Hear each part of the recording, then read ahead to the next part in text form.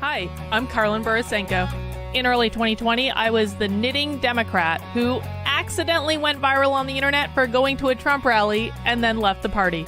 I became the conservative darling, was on all the shows, traveled around the country, and then realized that conservatives were no better than Democrats. If there's one thing that I've learned, it's that both political tribes are two sides of the same coin.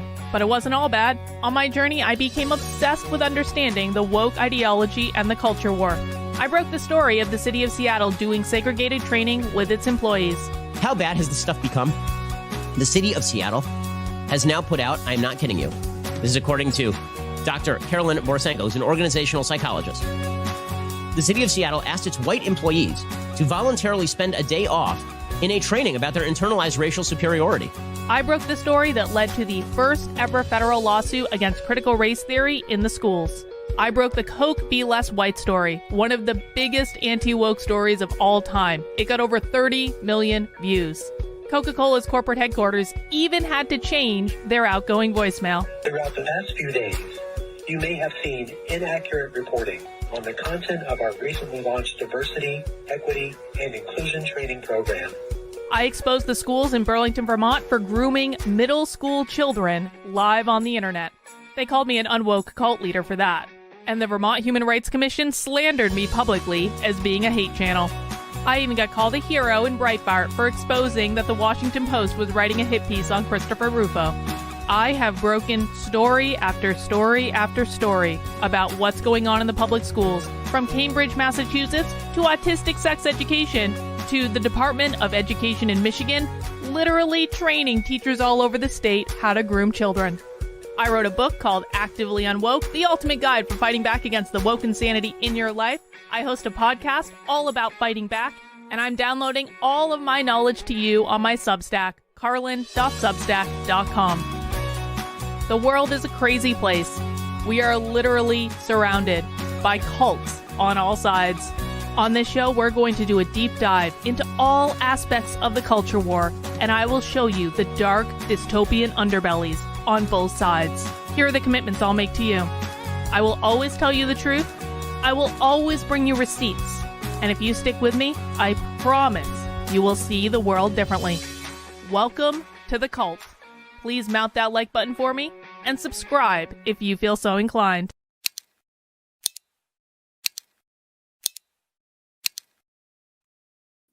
Now, I know what you're thinking, because Kino's thinking the same thing.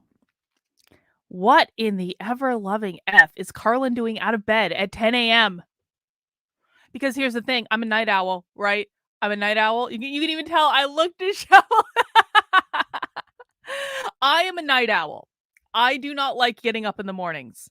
And I will work to 2, 3, 4 a.m. in the morning. And then, you know what? I sleep in. I take my time. I have coffee. I lounge about on Twitter. Except on days when there is actually something going on at 10 a.m. I should be asleep right now. But you know why I'm not asleep, Kino? You know why I'm not asleep? I'm going to show you. Fucking Laura Loomer. Laura Loomer is the reason that I'm not asleep. Because in but 4 minutes, Laura Loomer is going on one of Tim Pool's shows to debate a DeSantis simp, and I couldn't resist. I'm sorry, I am sniping the shit out of this stream. I don't care, because Laura Loomer is a dumpster fire and a crazy bitch, but she's our dumpster fire and crazy bitch, and like, you just cannot fucking deny that this woman is like something it is the train wreck that you can't turn away from, but you're also kind of rooting for the train a little bit. So I had to. Guys, welcome to Nitwits. Nitwits is a show that I do when I want to watch something on YouTube and I want to do it with friends, okay? And I'm going to be knitting and I'm going to be working on brioche today, but I'm going to have some coffee first. You don't brioche without coffee, let me tell you what. And we are going to watch Laura Loomer taking on Bill Michell, who is a DeSantis simp, and Kyle Becker. I truly and sincerely, Kyle, I am praying that you just stay out of the way. I really am. Kyle Becker is a nice guy. He's a good guy. and I'm just praying that Kyle Becker just backs the fuck into a corner and stays there. And doesn't get in the way of what Laura Loomer is about to do to Bill Michell. Thank you, Juju B, for the super chat. Not related, but I heard a rumor Midwestern Marks will be interviewing Oliver Anthony, singer of Richmond and Northman. Maybe a good stream. You know what?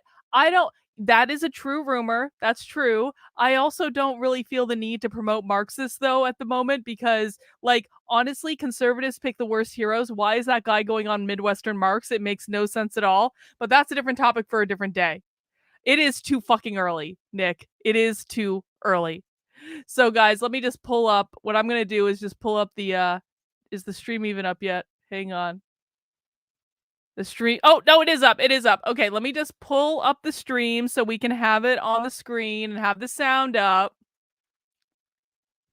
And guys, actually, so before we get started with the stream, I just want to remind everyone that if you are supporting Donald Trump and Laura Loomer, you want to head over to the Unwoke art store, where is the only place on the internet that you can get the limited edition Trump Indictment Victory Tour t-shirt. And that's the front of the t-shirt right there, Trump giving the victory symbol. And then on the back of the t-shirt, we have every single Trump indictment to include the Georgia indictments. That is only available on unwokeart.com in t-shirt, women's cut, tank top, and hoodie. And you can find that over on the website. And it's funny as hell. And I really had a good time making it. And I hope Trump doesn't get any more indictments, because if Trump gets any more indictments, I don't know if I'm going to have any more room on the back of that t-shirt. All right, guys, we are waiting for the stream to get started. Let me put up this little banner thing to remind you that if you feel so inclined, head over to my Substack, which is Carlin, KARLYN.substack.com, and subscribe for free. And also, you got the Unwoke Art Store. Is Trump turning himself in today? I am definitely putting Trump's mugshot on a t-shirt. Trump is getting a mugshot taken for this thing in Georgia. It's going to be iconic. We're talking like Johnny Cash level iconic or Frank Sinatra level iconic. Okay, shh, everyone, it's getting started. Okay, shh. Ladies and gentlemen, welcome to the show. Way too early for Tim. Here, the culture war. We're going to be discussing Trump versus DeSantis 2024. Having a lot of polls coming out showing Vivek Ramaswamy has been jumping into second place. It's back and forth. Ron DeSantis has a pack behind him. He has lots of funds, but there's talk about donors maybe not sticking with him so much, but we'll see. So today, we're going to be having a discussion with Laura Loomer, Bill Michell, and Kyle Becker over their views of Trump versus DeSantis. And we have Laura Loomer hanging out right now, and I believe we have Bill and Kyle are coming in. She looks so pretty. Bill Mitchell. She's an odd-looking person. We can all admit that Laura is odd-looking. Kyle, welcome back. Hey, but Laura Loomer looks so pretty. And then you can just sit here over at the ammo box, and we'll do a quick round of intros, and then we'll start discussing 2024 politics. Good to see you. Shake your hand. Reach across. Nice to see you. What a dude. Nice to see you. I brought you guys gifts. Oh, thank you. You look like you'd be a large, right? Large. Yeah. Brought you your very own Donald Trump did nothing wrong shirt. All right. I'll take it. And I know that you are. Well, I will take the shirt. I disagree. So. I disagree with the premise of the shirt. I had to bring you one. So I disagree with the premise of the shirt, but I can always use the shirt for something. I know you think I'm awful, so don't say I never did anything nice to you. Okay, thank you. To you. You all said to you. For you. Yeah. There's Here you go. We'll do quick intros, but actually, is anyone? Does Bill Mitchell not know that he's live on the internet right now? Does Bill Mitchell really have no fucking idea that he's live on the internet? Bill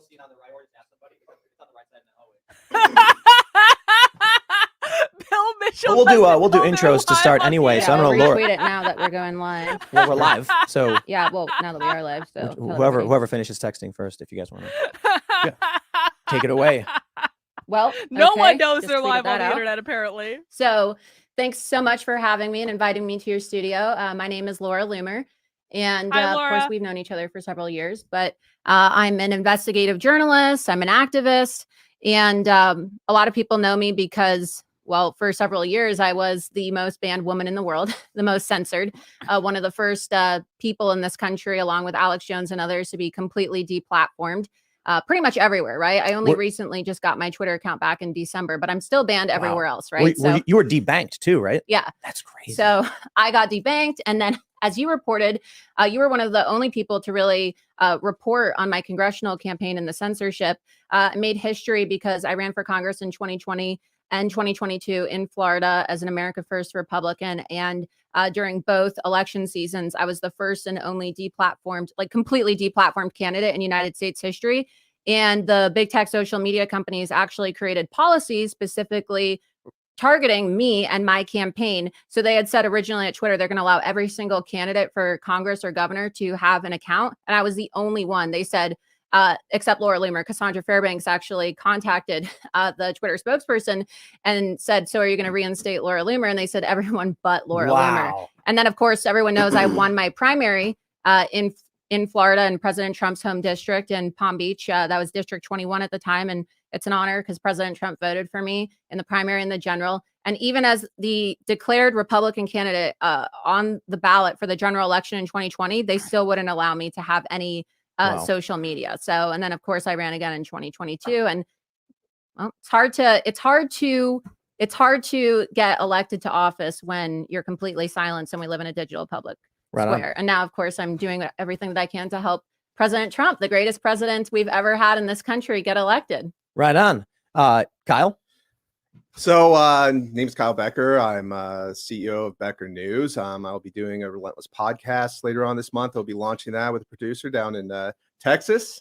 Yeah. And so I'm excited to be here. I was recently a DeSantis supporter. I think a lot of people recognize that, but I feel like I've always been very fair to Donald Trump. I believe that he has a lot of great qualities, and he had an excellent presidency. I think for the most part, in terms of my personal political preferences. Kyle, given that so I look forward to being a part of this debate because I think I have very good advocates here whose arguments I respect and their passion. I appreciate. Maybe Laura will convince him that DeSantis is a waste of time. I appreciate the invite here. So for sure, look forward to this. And Bill, who are you?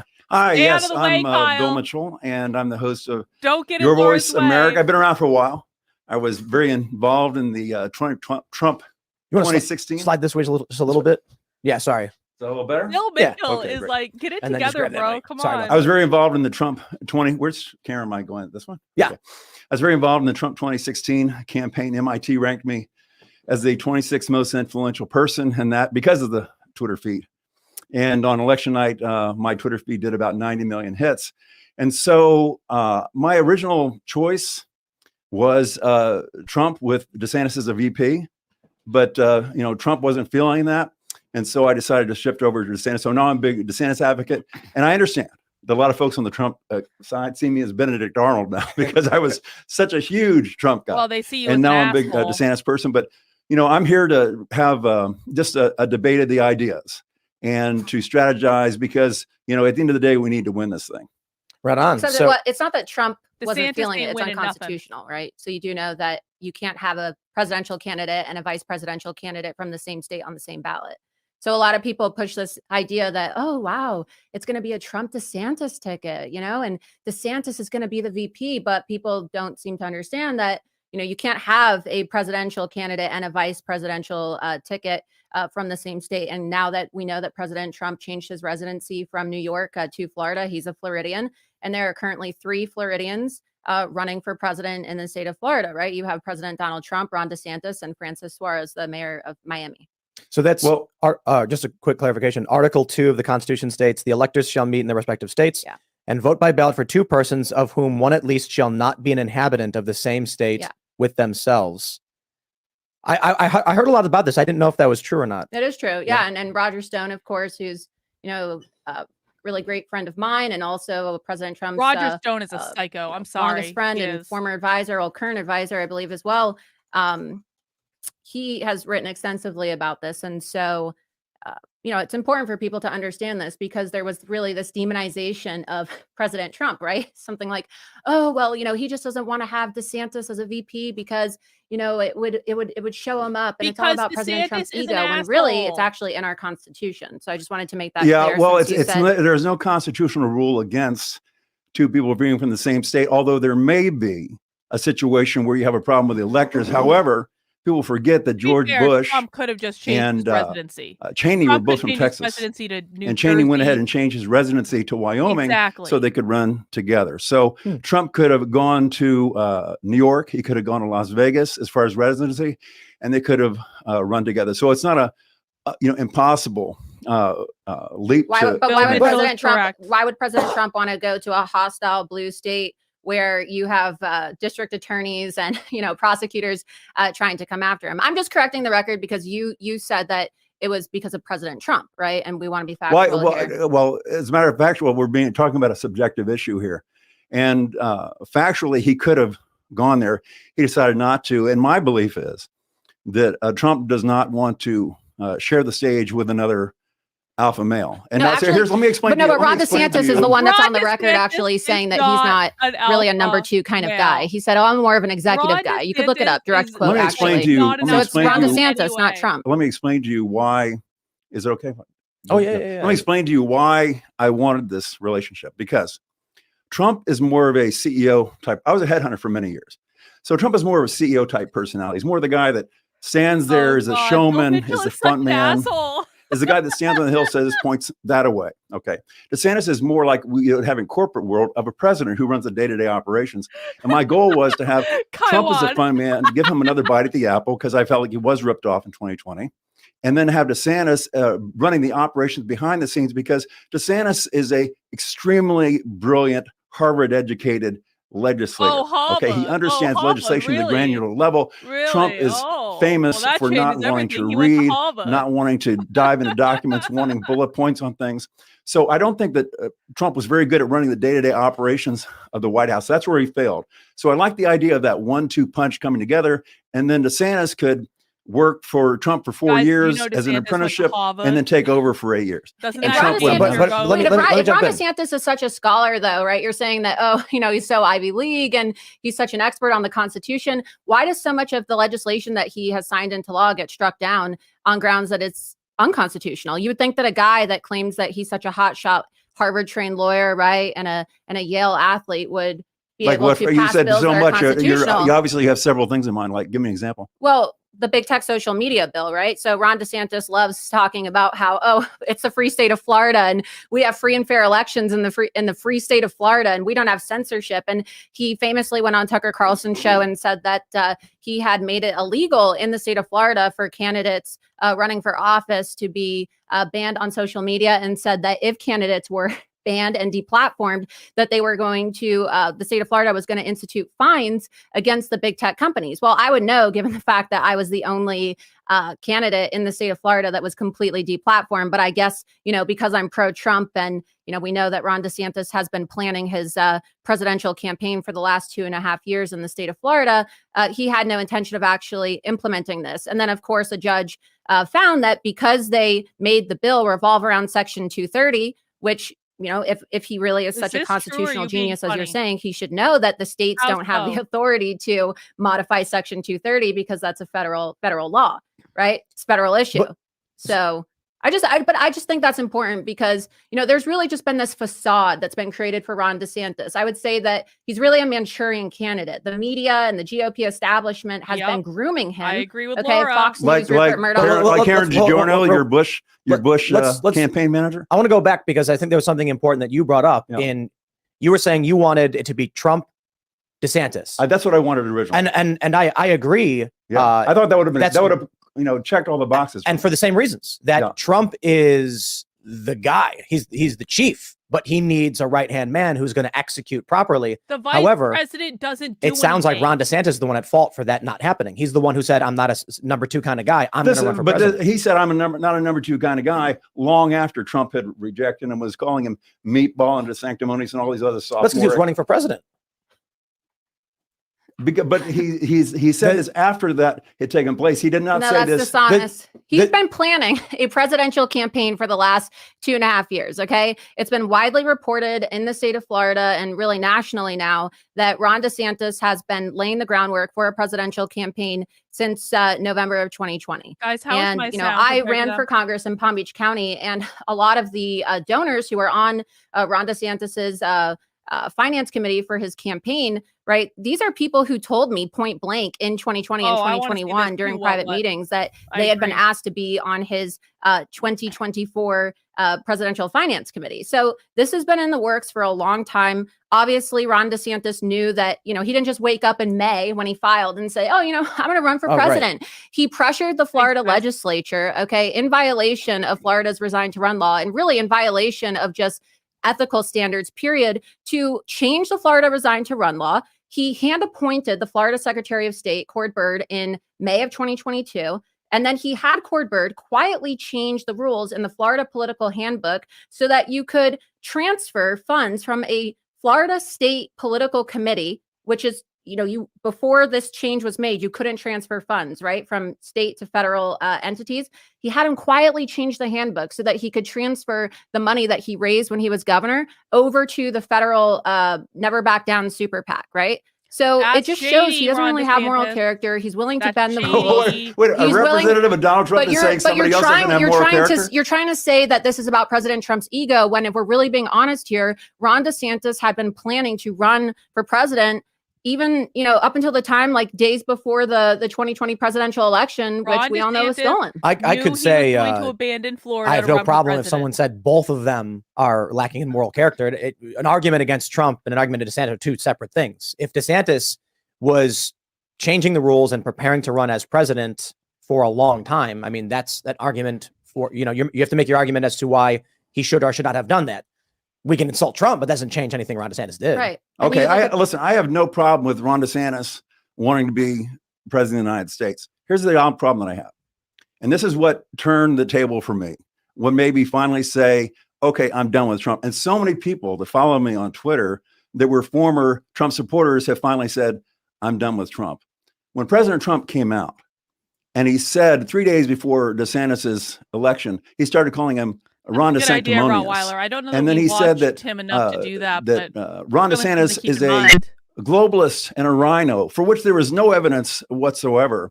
This was the lie that I could He not. didn't call him a globalist and a rhino before the election. Let you talk. You're lying, Bill. You're lying. He called him. He called him I'm not going to sit here and let her talk over me. I'll let you talk, but we can't allow him to lie to millions of people.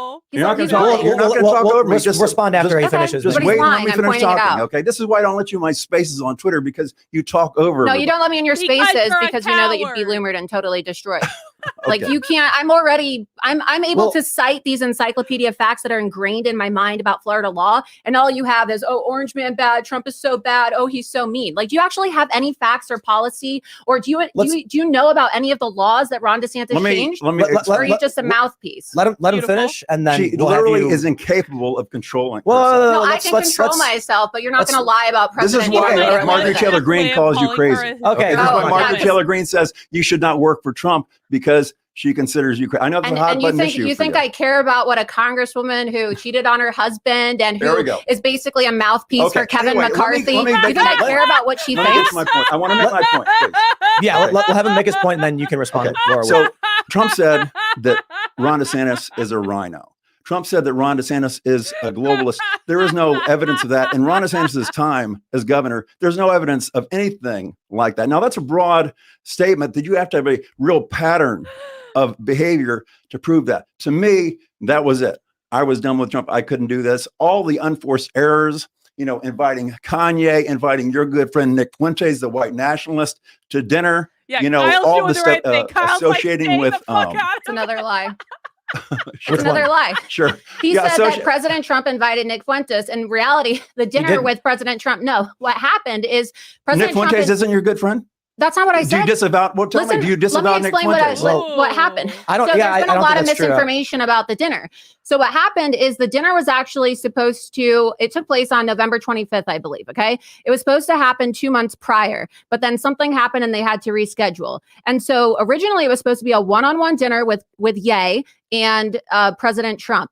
And then Ye didn't tell President Trump or his staff that he was going to be bringing Nick and another individual with him. Milo. And he showed up to Mar-a-Lago. And then, President Trump had said, well, I guess if your friends are here, come in. And nobody knew, nobody had any advance information. His staff didn't know that Ye was going to be bringing other people. But President Trump, because he's a very hospitable person, as I saw firsthand this weekend when he invited me to, spend time with him at Bedminster, he just said, okay, have your friends come sit down with us.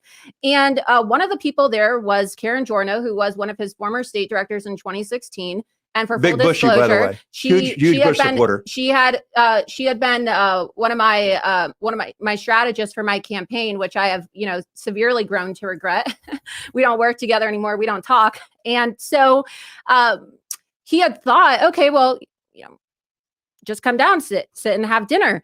And then ultimately, Karen was working with Milo and they leaked the details to the media. And Milo admitted to the press that he did it because he wanted to make Trump's life miserable and to get revenge on him. That's right. Milo and one of the reasons why I don't work with Karen anymore, right, is because I'm very pro-Trump and she seems to have all of this animosity towards him for some reason. And I believe that they teamed up to get revenge on Donald Trump.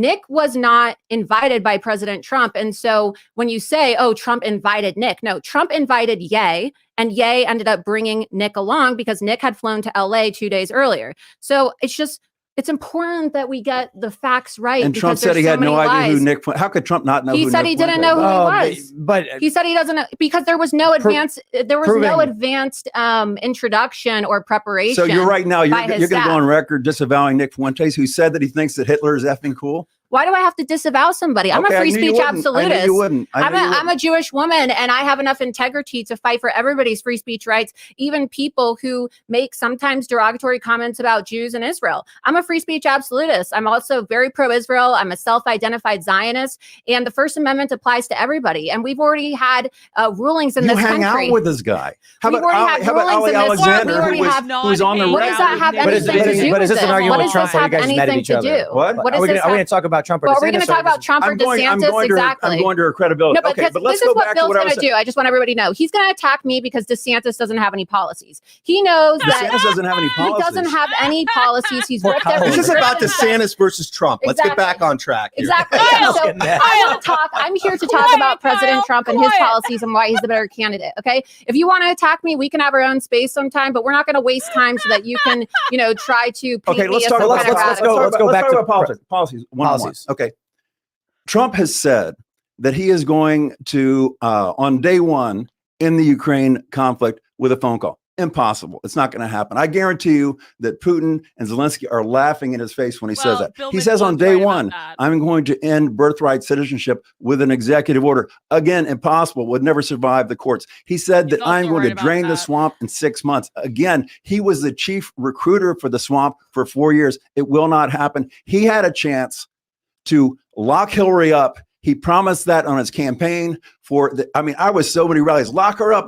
He's, yeah. And 2 weeks after he became the president-elect, he goes in front of a crowd and he says, listen, I didn't mean that. We're really not going to do that. And then the whole Russiagate thing happened. I'm like, that never would have happened if you had locked her up. You emboldened the left by not locking Hillary up. They realized you're a paper tiger. You're all talk. You're not going to get these things done. And so they came after your jugular, and look at all these problems. And we're still seeing the long-term effects of that. Let's start with that point right there.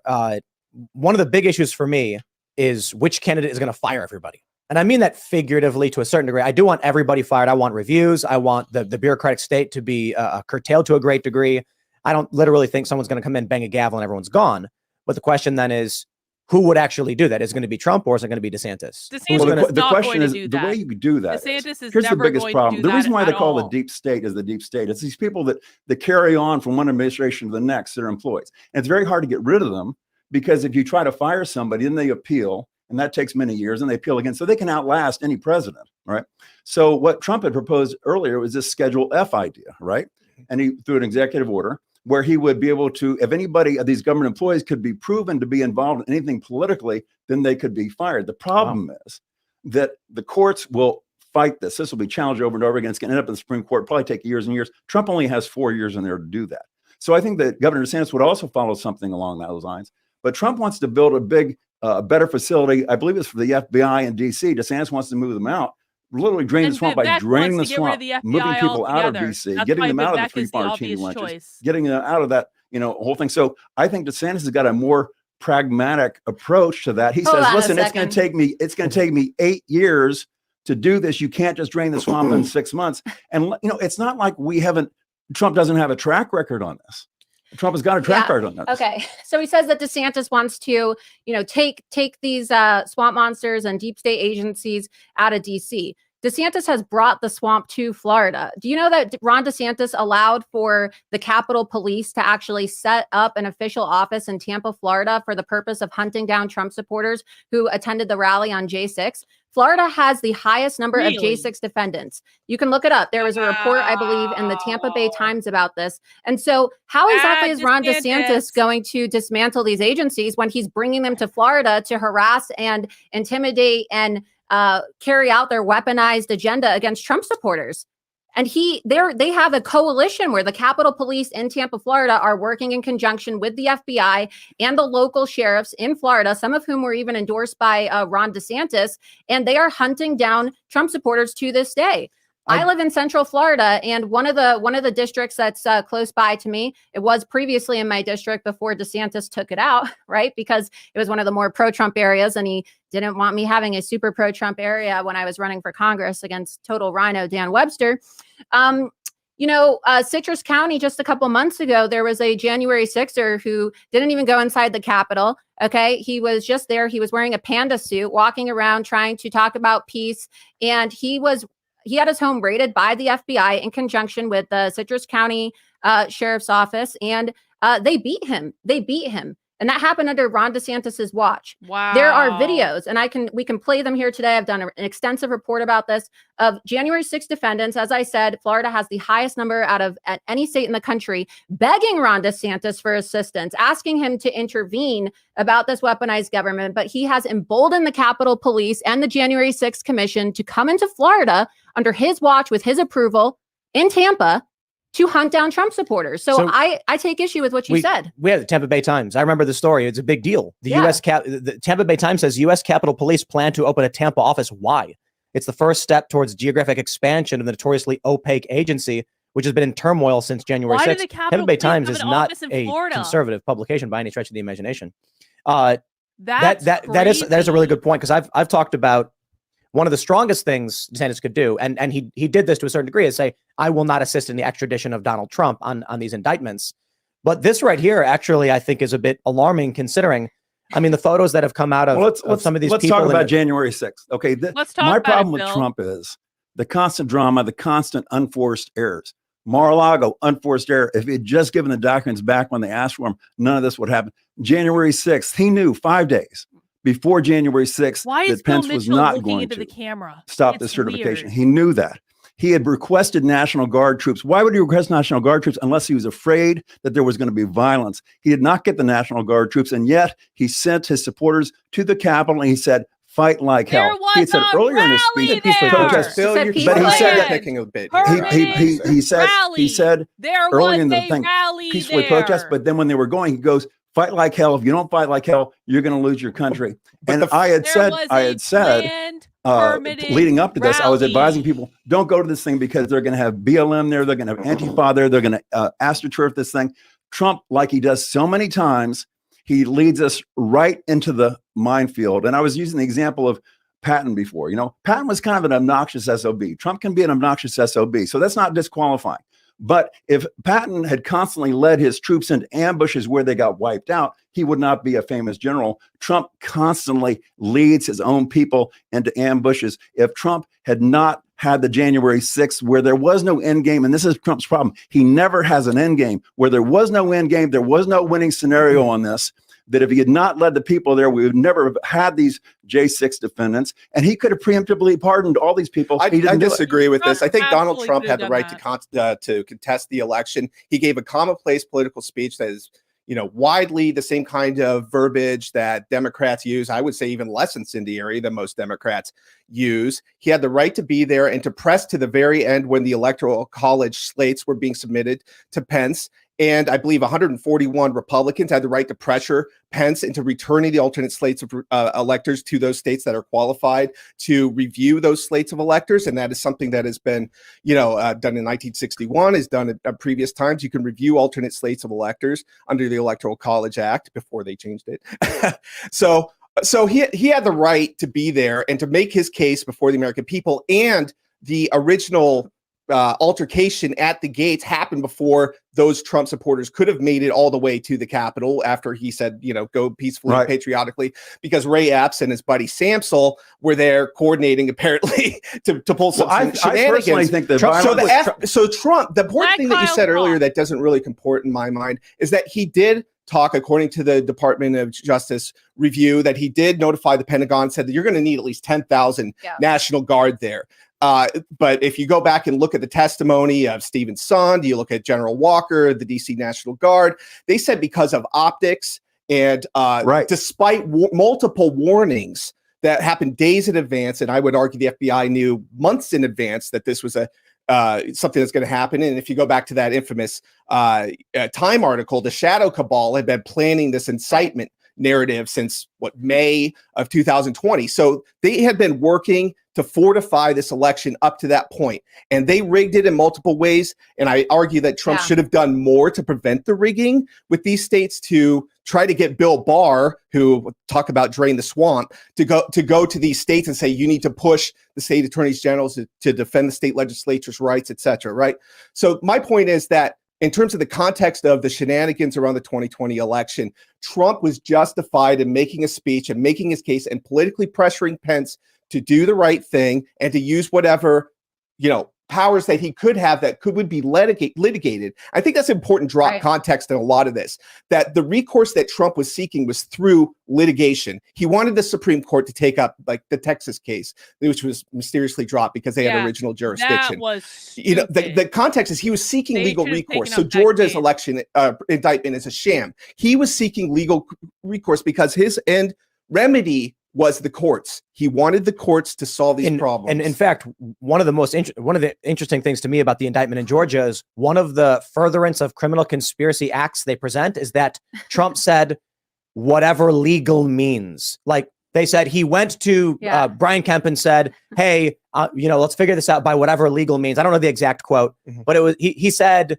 I can't remember what it was. He said, hey, see if you can look into the fraud or get it done by whatever the legal mean is. Right. And they were like, that's a conspiracy criminal act to ask someone to legally go. And going after his lawyers is just psychotic. I want to add too, people want to blame Donald Trump for January 6th. And you said that he could have done more. Well, how come we're not talking about Nancy Pelosi calling off the National Guard? We do know that it was Nancy Pelosi who told the National Guard to stand down.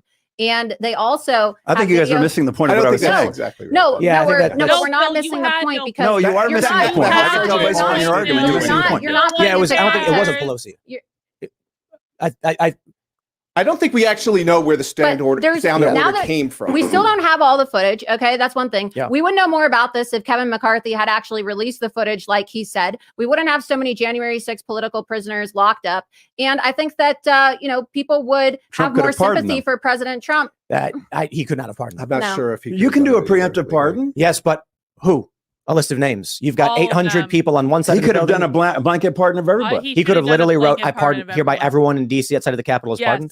Yes. Yeah, I don't think they were. I don't think that would. A president can preemptively pardon. He's got to be able to say their names. You're missing my point. You can't just say like, I hereby pardon. Let me clarify my point. My point was, what was in Trump's mind? Was there a possibility of violence in Trump's mind? Was that something that could have happened? Well, he requested all these thousands of National Guard troops. You don't do that unless you think there's a possibility of violence. And so he knew there was a possibility of violence. And yet he had his people go there and he said, go to the protest, go to the Capitol and protest and fight like hell, when he knew there was a possibility of violence and he did not have protection. It's the most and there was a permitted rally outside the Capitol. They had a permit. Okay, but what I'm saying to you is Trump has got a very bad tendency of leading us into a minefield based upon his own hubris and his own narcissism. The election is the right cause to take up to fight But the verbiage is not there is no, but also there was no way. Let me put it this way. Bill Mitchell's the January 6th rally. There were 1,000 ways it could have gone south. There was no way it could have worked.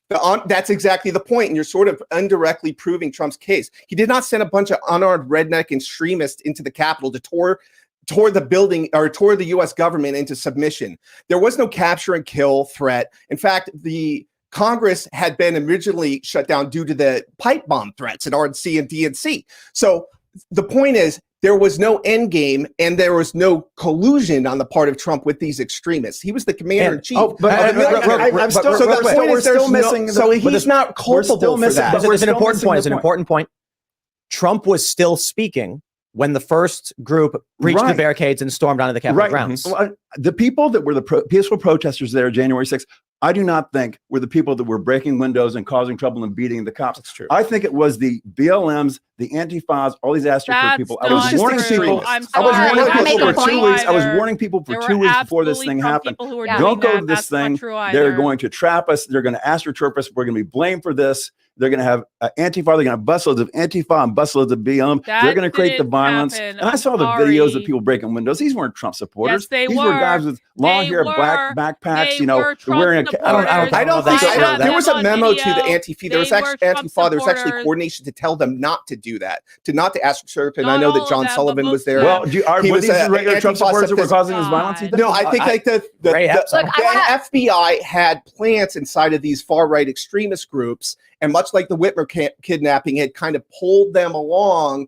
to go and not stop them from going to the Capitol. They could have tamped it down. They could have stopped, the Proud Boys and all of these groups from wanting to go to the Capitol. But instead, they seem to aid and abet him. And you look at the police was crawling with undercover MPD. We know, the municipal police department, armed, by the way, some of them encouraging the Trump protesters, this is on video, by the way, to go to the Capitol. And on top of that, there was undercover FBI, and that's come out in trials too. And they didn't do anything to stop. And Trump is going to be there. I want to make a point. Trump is let me make this final point. Trump is the king of unforced errors. He is like a blind man in a field full of garden rakes. He's always stepping in it, always walking into it, always causing himself trouble, whether it be J6, whether it be the Mar-a-Lago documents, whether it be what happened in Georgia. Nice. I think he did the right thing on J6 because he didn't allow them to get. Was he supposed to allow them to steamroll him? I want to fact check another one of Bill's lies. So Bill said just now that President Trump could have done a blanket pardon of all the J6ers. That is categorically false. As you know, President Trump was impeached on January 13th of 2021. Okay. They tried to charge him with an incitement of an insurrection. I brought notes to this because I knew you were going to say this. Okay. And ultimately, President Trump's term, as we know, ended on January 20th of 2021. And that's when the transition of power took place. President Trump was not acquitted until February 13th, 2021 by the Senate.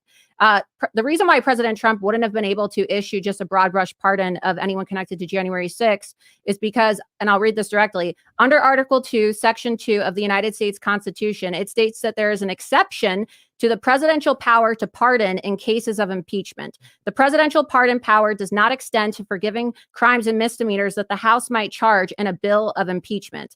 And they tried to impeach when was it incitement of insurrection. The day of the impeachment was 1 week after January 6th, which was January 13th, 2021. And Trump officially left office on January 20th. And so he had an entire week to pardon him. But I'm sorry. I do not see a reasonable scenario. You said that he could have, and he couldn't. I'm fact-checking. He could have. He couldn't have. Anytime after January 6th, he was completely deplatformed 2 days after January 6th. He was debanked. He was shut down. Okay.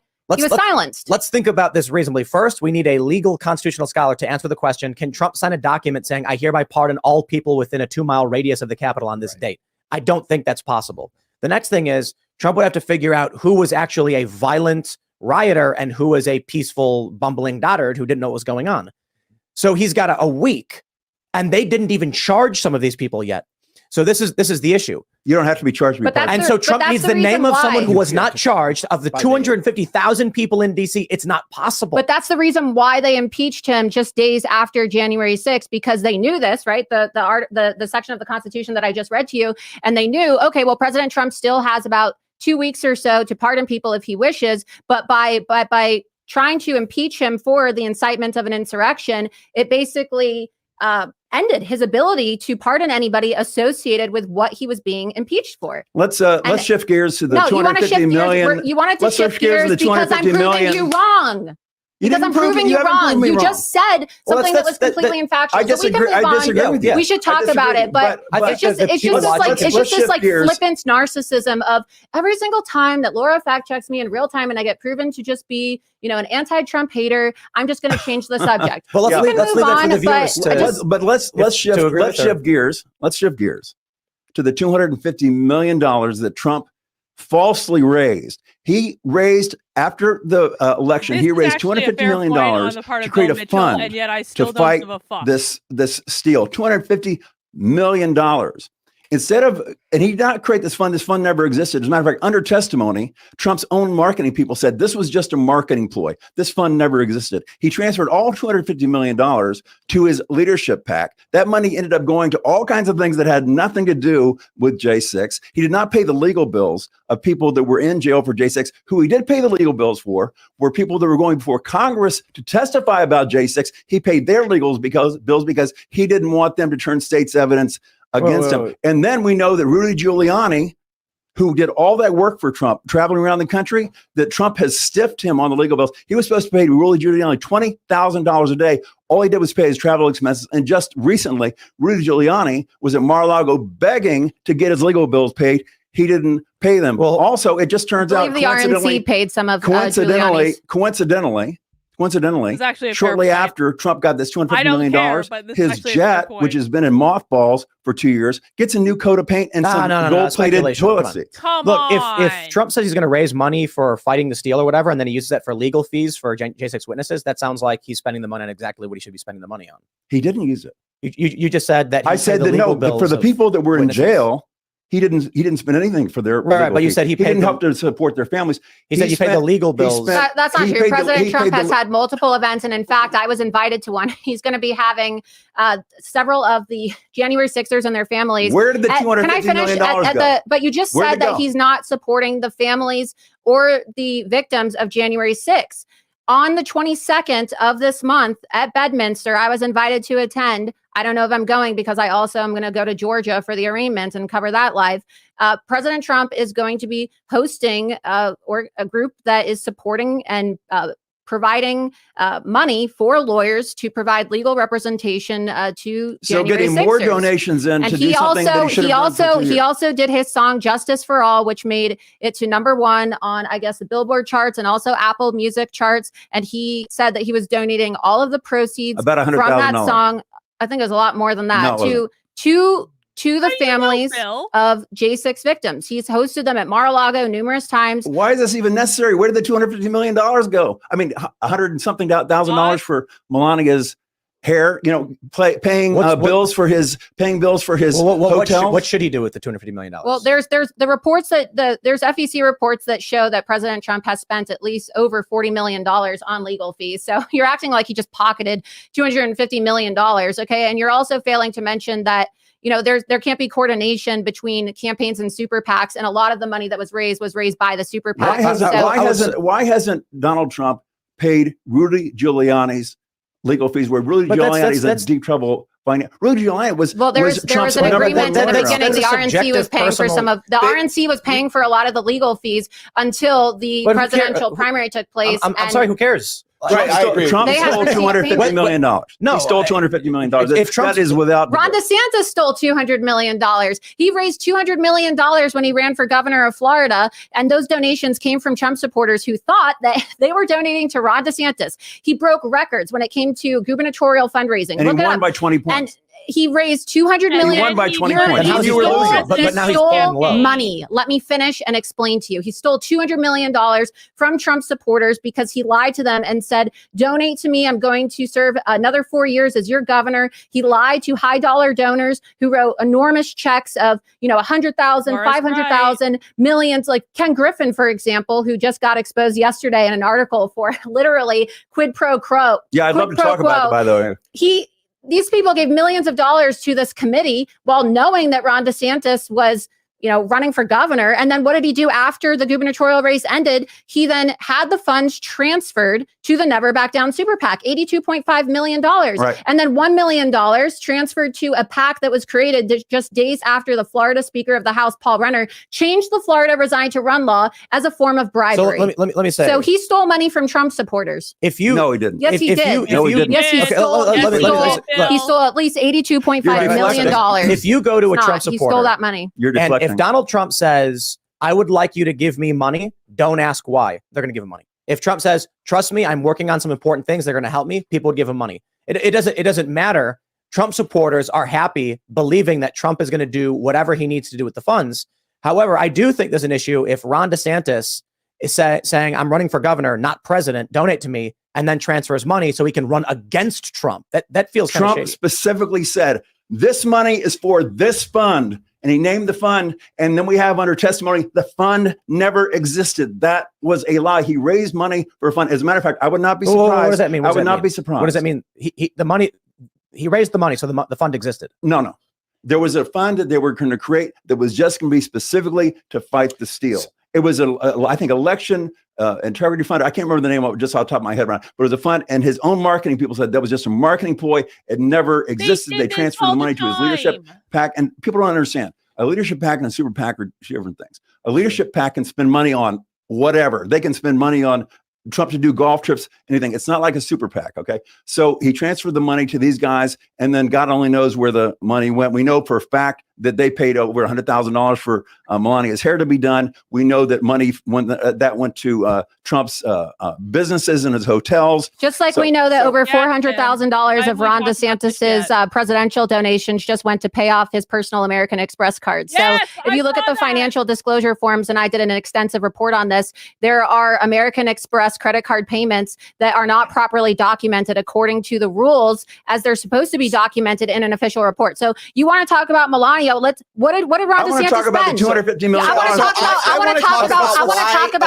want to talk about Jill DeSantis' trip to Gucci with their campaign American Express card. Let's talk about that. Let's shift it's a little. Jill. We'll shift a little bit because otherwise, we're just going back and forth on the money. And Right. Kyle wanted to jump in. So I think that we can say that both of them have moved the money away in ways that some of the original donors disagree with. I think that we can say that because politics, the circumstances have changed for both DeSantis and for Trump.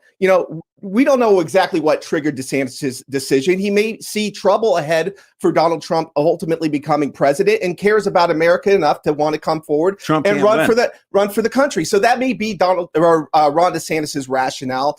I will leave it to Ron DeSantis to explain that. But I want to explain why I supported Ron DeSantis originally leading into this debate with Laura. And, everything changed when these political indictments started coming down the line. Every time there was a Biden scandal, there was a political prosecution. And, you go back to August with the FBI raid on Mar-a-Lago, we saw that Biden had a classified document issue come up in November, just prior to the midterm elections. He covered that up completely. That is a blatant cover up. Nobody talks about it. That came out. Biden still hasn't been indicted for this, and there's no. But he's a sitting president. He can't be indicted. Well, there's a special counsel who's supposedly investigating this. There's no headway. It's just radio silence. Yeah, exactly. That's true. Exactly. So there's radio silence on all of that stuff, and every time starting in late March.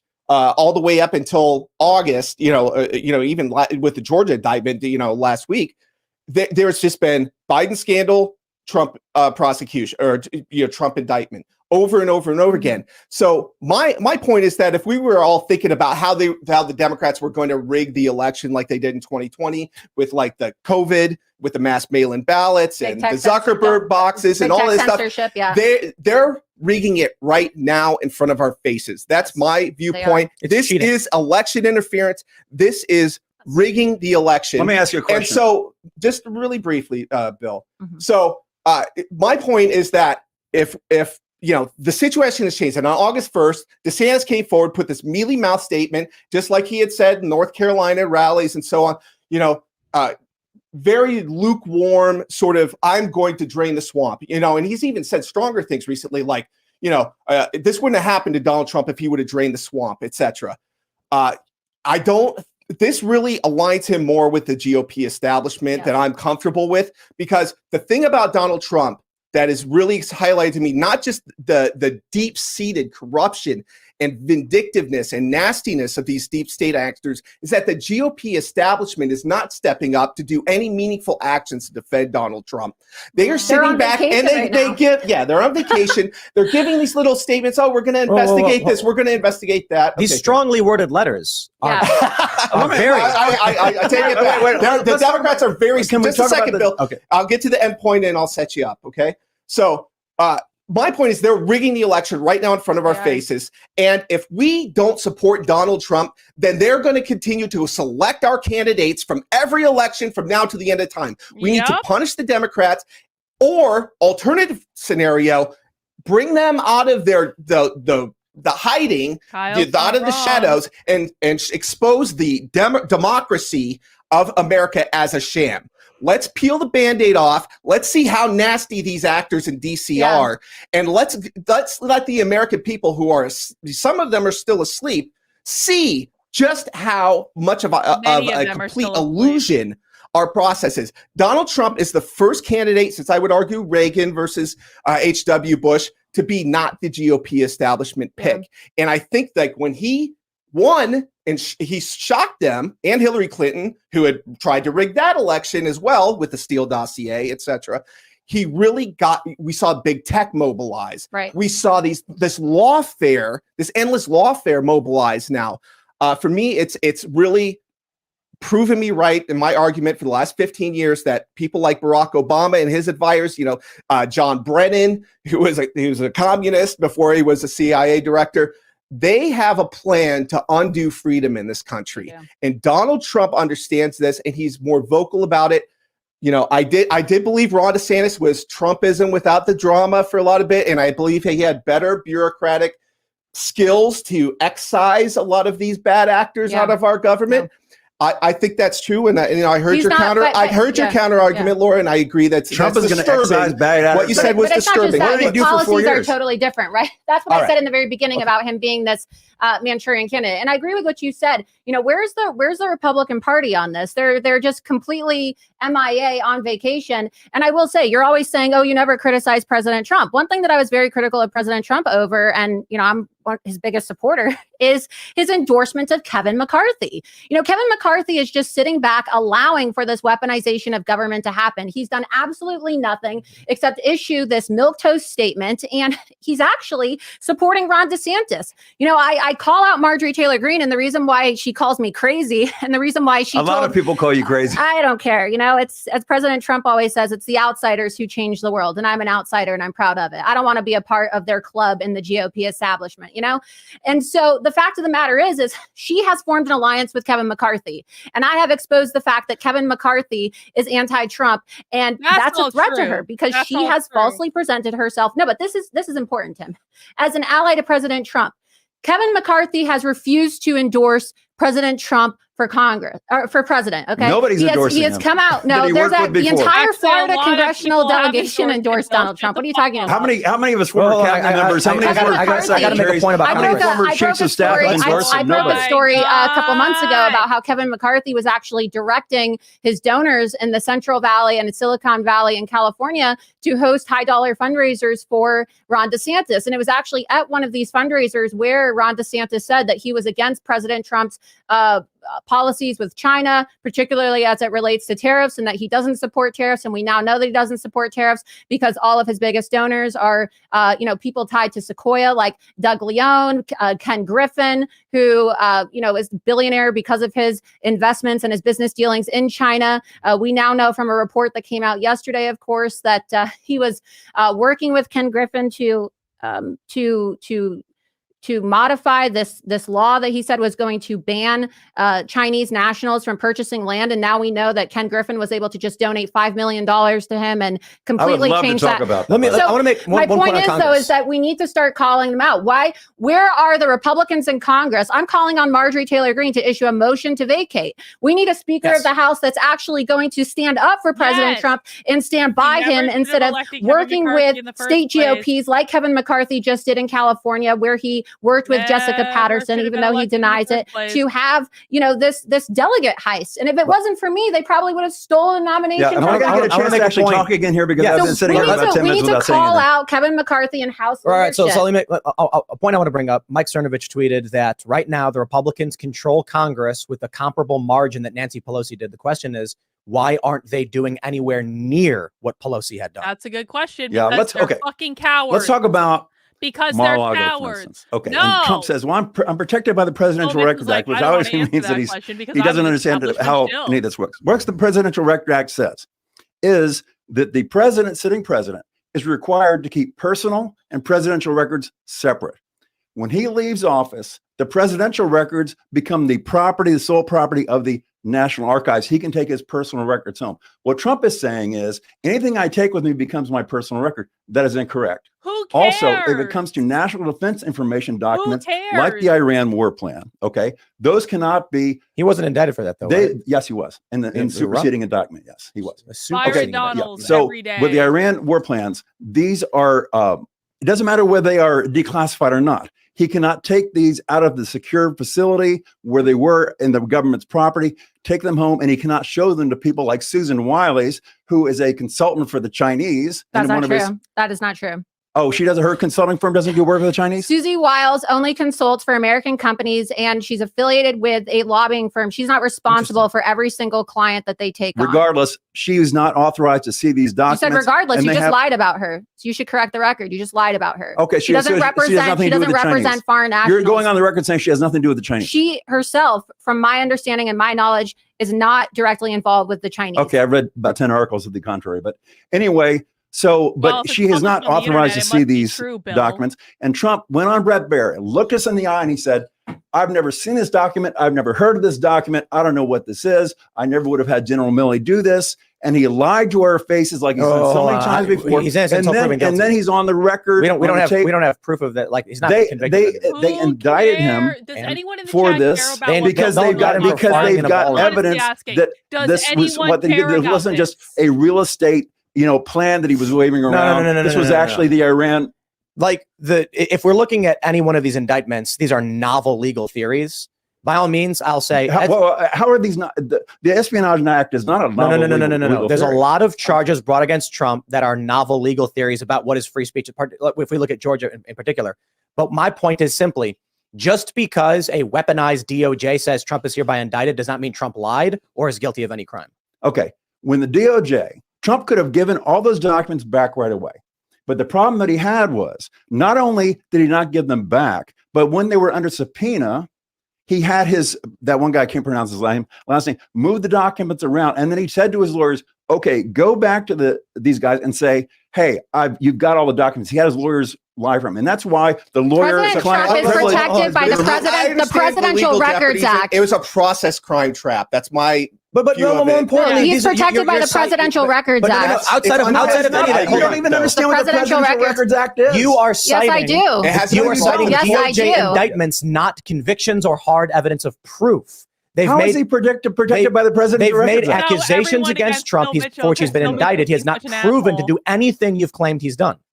Right, he's been indicted for these things. Okay. And that doesn't mean anything. Right, again. I mean, look, when they claim that Jenna Ellis, the documents, this is Look. Trump's problem is he knows the left is out to get him. He knows they're very sneaky.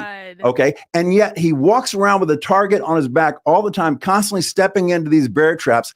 I'm sick and tired of that. As one of Trump's top advocates for about 7 years, it's like, I've had enough. I'm done with this. I don't need this guy that is constantly. I don't need the guy who's I'll say something real quick. Ego. I don't need the guy that doesn't have the intelligence to understand legislation. I'll say one thing real quick, and then Kyle. Last night, Sean Spicer was talking about how he was a witness in the Mueller investigation, and that it cost him 6 figures to defend himself, not even as a target, but a witness. Right.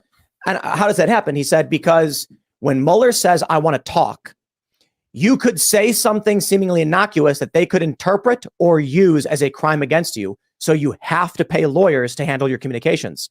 You could say something as simple as, well, when I was texting my friend the other day, I mentioned, that's a violation of the Presidential Records Act. We got him, ladies and gentlemen. How does texting your friend violate the Presidential Records Act? Sean Spicer. No.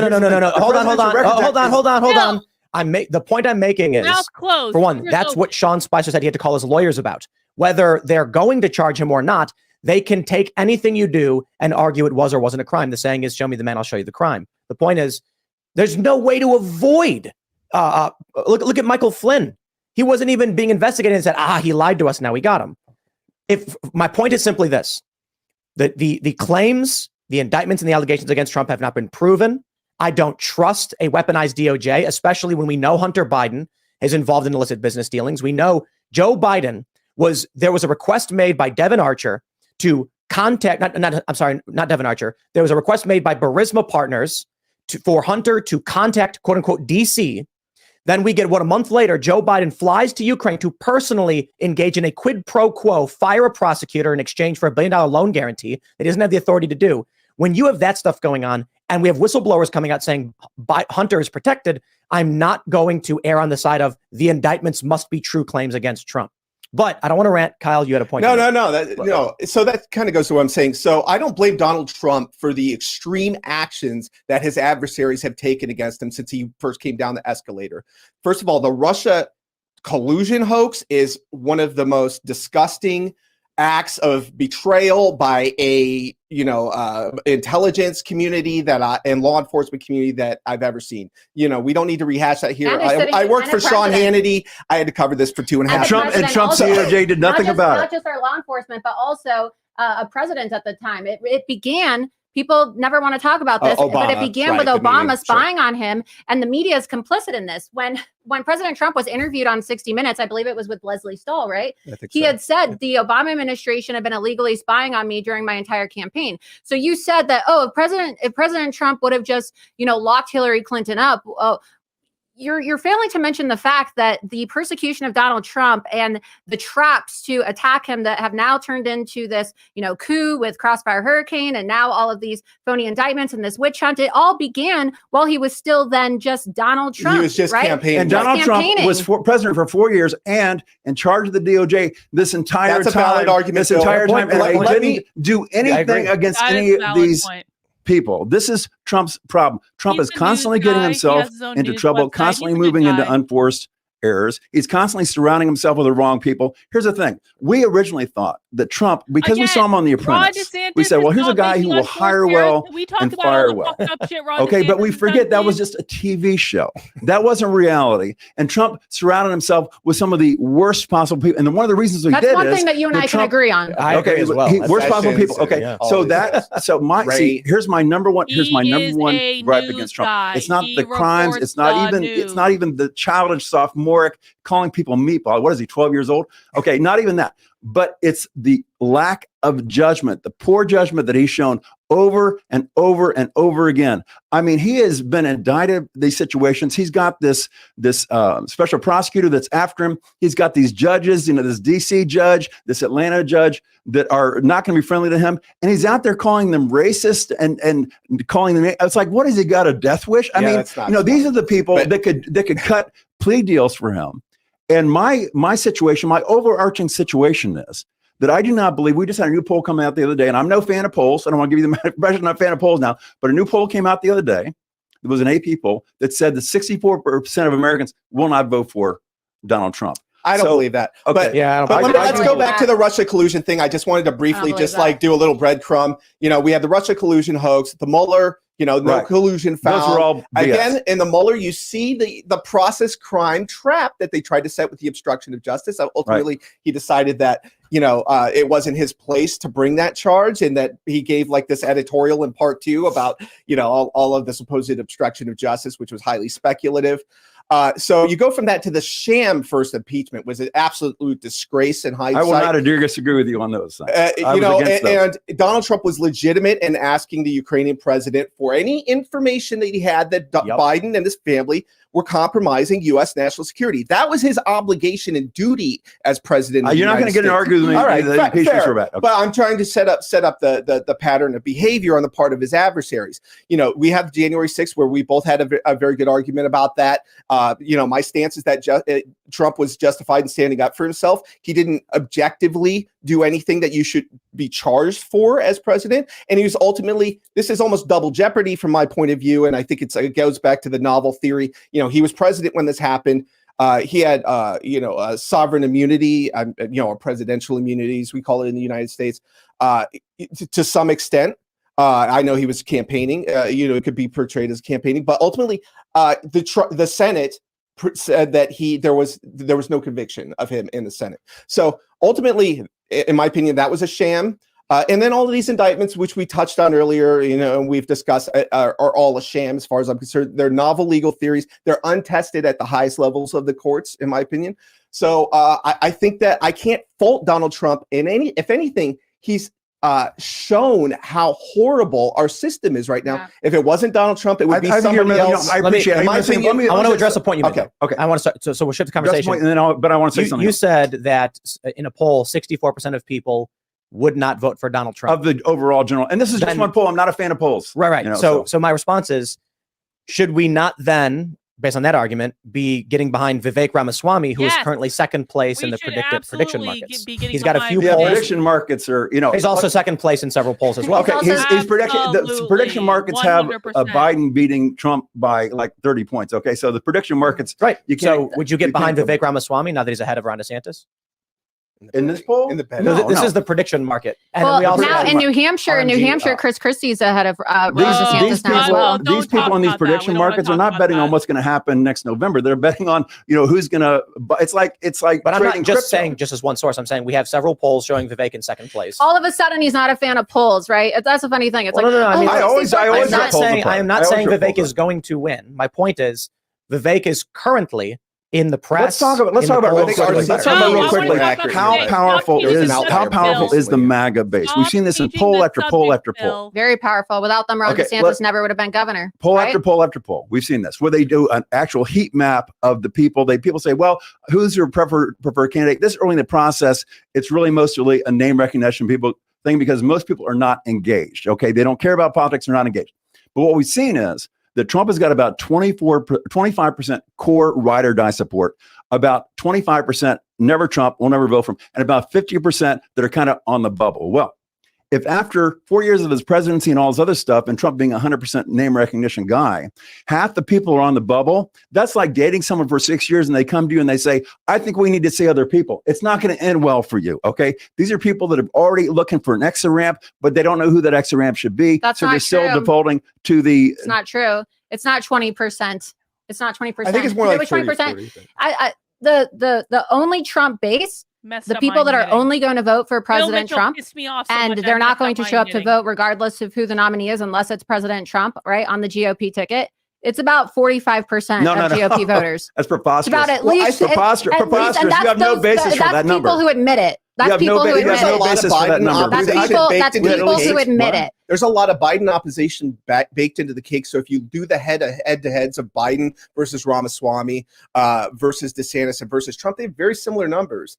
And so it's all within the margin of error between we've seen about 6 different studies that have all come out and said this 25-50-25 thing. Seen it over and over again. I don't know where you get your 44%. Okay.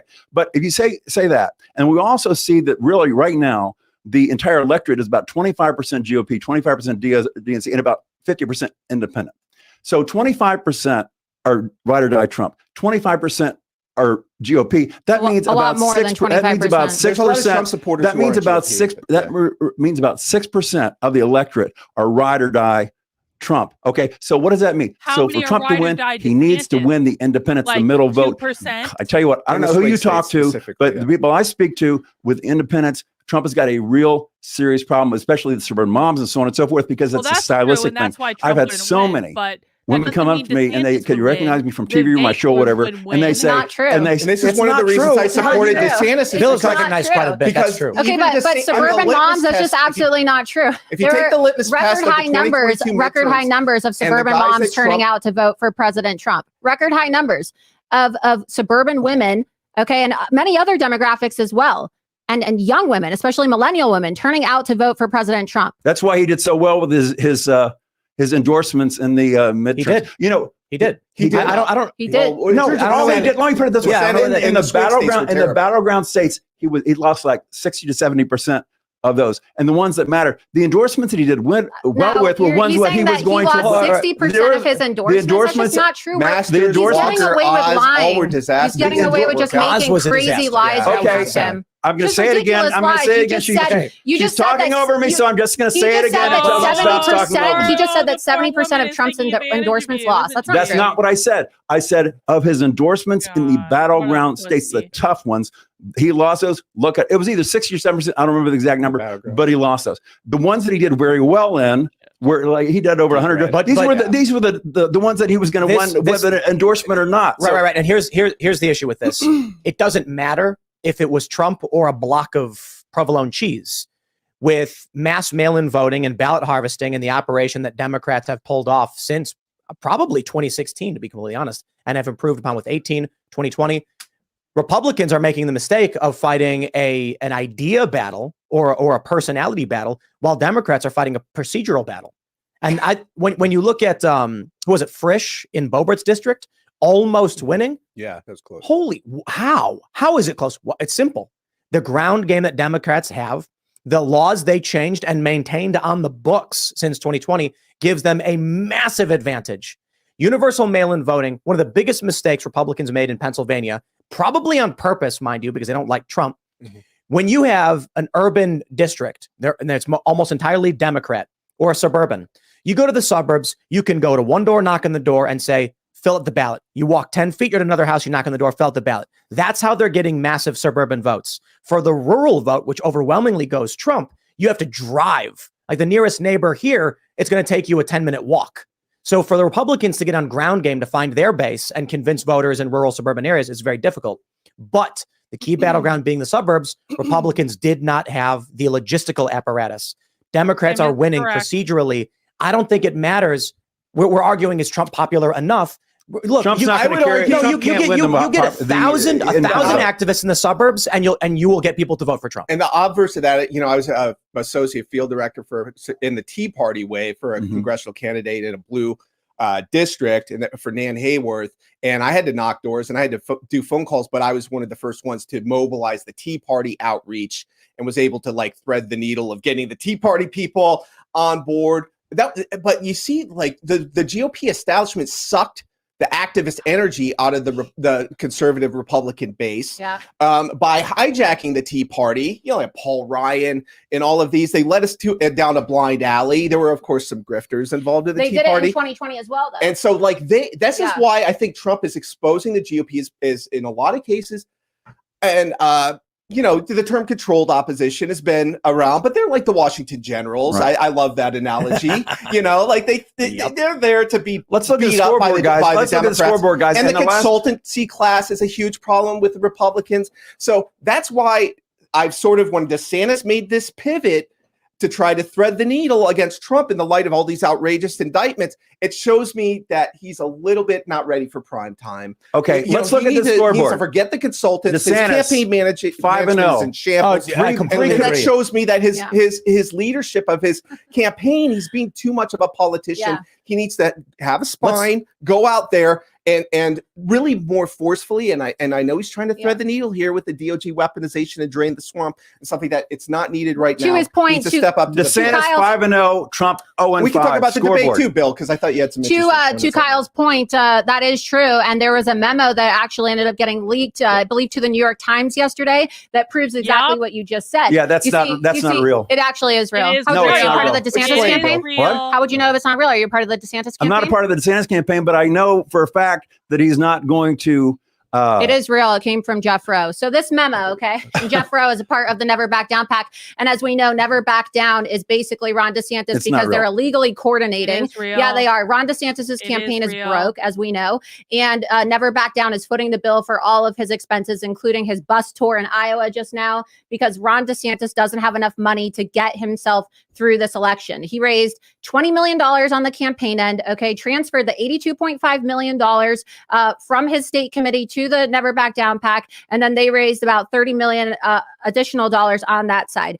He spent $1.5 million, and you can look this up, it's all factual, each week in the 5 weeks since he first filed to run on May 24th till I believe July 1st, which was the first FEC filing deadline, which means that, if you do the math, okay, he had already spent about $8 million and he had $12 million cash on hand. $3 million was reserved for the general election. And the FEC actually recently just sent them a violation letter because his campaign accountant didn't even properly report on those numbers. Okay. And so Jeff Rowe, this memo came out and he said, okay, so you're just going to have to pretend to advocate in support of President Trump. The strategy at the debate, because you're going up against Vivek Ramaswamy, who has actually showed up. I organized the rally in front of the Miami courthouse when Trump had his arraignment. Vivek Ramaswamy was the only other GOP candidate for president who showed up to take a stand against the weaponized government and committed to pardon Donald Trump. So Jeff Rowe goes, okay, well, Vivek is going to outshine you on this, so you're going to have to pretend to defend Donald Trump. Yeah. And then after you win the primary, after you win the primary, right, you can go back to not being as pro-Trump. Just like we saw when he had his kickoff event in Miami, Florida, and there was a secret recording of the donor meeting where they said, what's your position on abortion? And his advisors and donors said, well, the governor, he only signed a 6-week abortion ban in Florida to appeal to voters to win the GOP primary, but we're actually going to take the Clinton approach of safe and legal abortion. Right. So he doesn't have policies. He's doing what the DC consultants and the establishment strategists on Capitol Hill are telling him to do. And people are recognizing. Let me ask you a question. Abortion law is a huge let me ask a question. But DeSantis has already come out and said, I'm not for a federal abortion law, for instance. And here's the thing. It's really a ridiculous premise because there's as much chance of the moon crashing into the earth tomorrow as a heartbeat bill appearing on the desk of the president. It doesn't matter what he thinks. The House and the Senate. So it's never going. It doesn't. No, but Tim, it doesn't matter. It doesn't. That's really a mute point because it doesn't matter if Ron DeSantis. It doesn't matter. It doesn't matter if Ron DeSantis isn't in support of a federal abortion law because it's thanks to President Trump and his appointments of 3 Supreme Court justices, we now have overturned Roe v. Wade. And so abortion is now a state's issue. Right. So you're trying to, defend Ron DeSantis with a point that really has no substance or opinion question for where we're at. It's not a federal issue. How is it ridiculous? Do you understand what I completely understand what the overturning of Roe v. Wade actually did? Yes, I completely understand. But let me just say this one. Let me say this one thing. It is a states' rights issue, and this is why it's what the Democrats are going to try to do is demagogue and say, "Oh, if DeSantis is president, he's going to try to make a federal 6-week abortion ban." It's never going to happen. So DeSantis has been clear about that, but he needs to continue to be clear about that this is not a federalized issue. So we're in agreement on that. But he neutralized his advantage in swing states with that. What he needs to do is he needs to get behind the president that actually resulted in the removal of a broad question. Why has Ron DeSantis tanked in the polls? Good question. A year ago, he was the favorite 2-1, and now he's in some polls third place, typically in second place. You got to understand how polling works. And a lot of people don't understand how polling works. Oh, Jesus Christ. Okay, here's how polling works. That for a poll, you may wonder, how can you do a poll of 800 people and have that represent 169 million voters, right? How is that possible? That has nothing to do with the answer. Scientifically random. What that means is that you've got to randomly call 800 people to get a response that equals what the population looks like. That used to be possible back before we had caller ID and cell phones. But now we have caller ID and cell phones. You don't get an 80 to 90% response rate like is required. You get less than a 6% response rate. So what does that mean? That means these pollsters are all reweighting these polls. They also have a tribal behavior where nobody wants to have the big outlier poll. They all want to come in the same range. In addition, a lot of these polls are registered voter rolls. That has nothing to do with it. Well, It's my the question fact is that why is it it's the fact that Well, there's no such thing as a DeSantis base. Okay, there's a Trump base, and the only reason why Ron DeSantis was ever, a known entity after he won his election as governor is because of Donald Trump. Right, but let me address this. But I'm explaining the answer right now. I'm telling you the reason why. So he's plummeted in DeSantis the won by polls. 20 points when Trump was getting his butt kicked all over the country. He was a no-name congressman, okay, who nearly got beat by a crackhead, who nearly got beat by a crackhead known as Andrew Gillum. And if it wasn't for Donald Trump, if it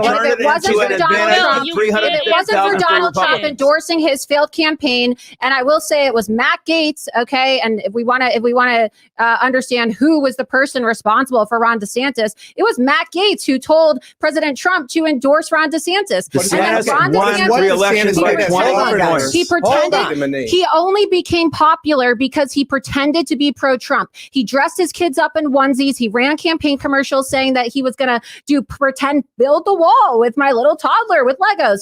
He pretended to be a Trump mini-me, which is why people liked him and possibly considered him to be a potential heir apparent to Donald Trump. And when he won Donald by Trump 20 points 3 days after Trump called him Ron DeSanctimonious. And then he lied to the voters of Florida. He said he wanted to be governor for another 4 years, and he stabbed Donald Trump, the man he owes his entire political career to in the past. All right, hold on. This is not the mafia. So let's actually answer. He's an absolute ingrate. Take a look at the answers. And all the money in the world isn't going to buy him the personality transplant that he needs. Okay, he's on the spectrum, and he's never going to have personality or charisma that Donald Trump has. I agree with the charisma thing, but let's address this. Your argument is that Ron DeSantis had tremendous support because he was like Trump and behind Trump. He pretended to be like Trump. But we need to get to this point. You mentioned procedural issues with polling. I was trying to get to my point, and you guys cut me off on the procedural you issues. Already answered the question. So what we got is I have seen pollsters turning out polls I have never heard of before, and I follow this stuff for a living. Who are all these people? But this is my question. These pollsters are all trying to make a buck. Who's paying for the poll? Every pollster should have to say who paid for my poll. I get the media and the Trump Are you arguing that DeSantis is only doing bad because pollsters are out to get him? Yes, I'm arguing that the polls are wrong. It's ridiculous. But why would completely wrong? So why would wrong? So how? Okay, look, I understand the polls are wrong. I agree. We saw, I think it was a 7-point swing in the wrong direction in 2018. I think it was like 13. Hillary's ahead of Trump by 16 points 3 weeks before the election. Absolutely. 2016. So right now, so you can make the argument that they oversample Democrats in many of these polls, which is one of the big arguments as to why there was that swing and why they were wrong in supporting Hillary. But if it's an internal GOP poll, wouldn't they favor Ron DeSantis? Which internal GOP poll? No, what I'm saying is if the polls are asking Republican voters who they support, why would there be a bias towards Trump? Because you don't understand that most of these polls, if you have a poll of just registered voters or adults, God help us, about only with 2020 accepted, typically only about 54% of registered voters vote. So that means that about half the people, please listen. Yes, it does. Means about half the people that are responding to this poll the question, Bill, are not. Why is they're low information voters? They're not engaged. So when the pollster calls them, if they do answer the phone, true. So if they do answer the pollster calls them when they do answer the phone, they're going with the name they recognize. They don't recognize Governor. And when the voter goes into the voting booth, it'll be the exact same. But we got a million years before they go into the voting booth. Now, also, my question was, why is he going down? He was higher in the polls. Now he's going down. Thank you for admitting. Thank you for admitting that Ron DeSantis doesn't have name ID. Yeah, with more name. Thank you for admitting with more name. Right, good point. But what I'm saying is, you're trusting the polls. You should not be trusting the polls because there's all kinds of weighting bias on here. And this is amazing. The polls are wrong year after year after year. And still we say the polls. Look at what Trump. But all of these different polls are trending generally the same way. So that's because systematic. You're saying there's systematic error? Yes, it's a tribal thing. You guys really have to do some research on this stuff. No, I'm sorry. I study it. We don't need to do research on anything. Let's talk about it. It's so sanctimonious. Hold on. Let's talk about Trump. Let me address your point. Donald Trump has a 50-point lead. Okay, this is ridiculous. He has a 50-point lead nationally right now. Yes, he does. Yes, he does. It does not. Okay. 30s. If you want to talk about margin of error with polls, okay, let's talk about the actual polls. Okay, fine. You don't understand how polling works. I do understand. Let me address the point he just made. You're saying that the polls today are wrong, but that makes literally no sense. If the polls 6 months ago favored DeSantis, that makes no sense.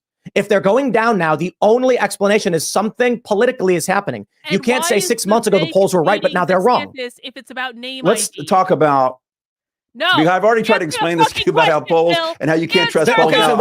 why can you trust the question. poll 6 months ago when DeSantis was hired? I'm not saying you can trust the polls 6 months ago. So DeSantis has never been leading. DeSantis was never leading He in was the never race. leading. But let me My argument is that these pollsters would to support your argument, they would have to be independently biased against DeSantis. All of a sudden, we're actually you don't trading think these together. pollsters coordinate and So talk there to is one another all the time? No, I'm All saying the like in pollsters, terms of what you're saying, they're all everyone. trending together Bro, independently, come on.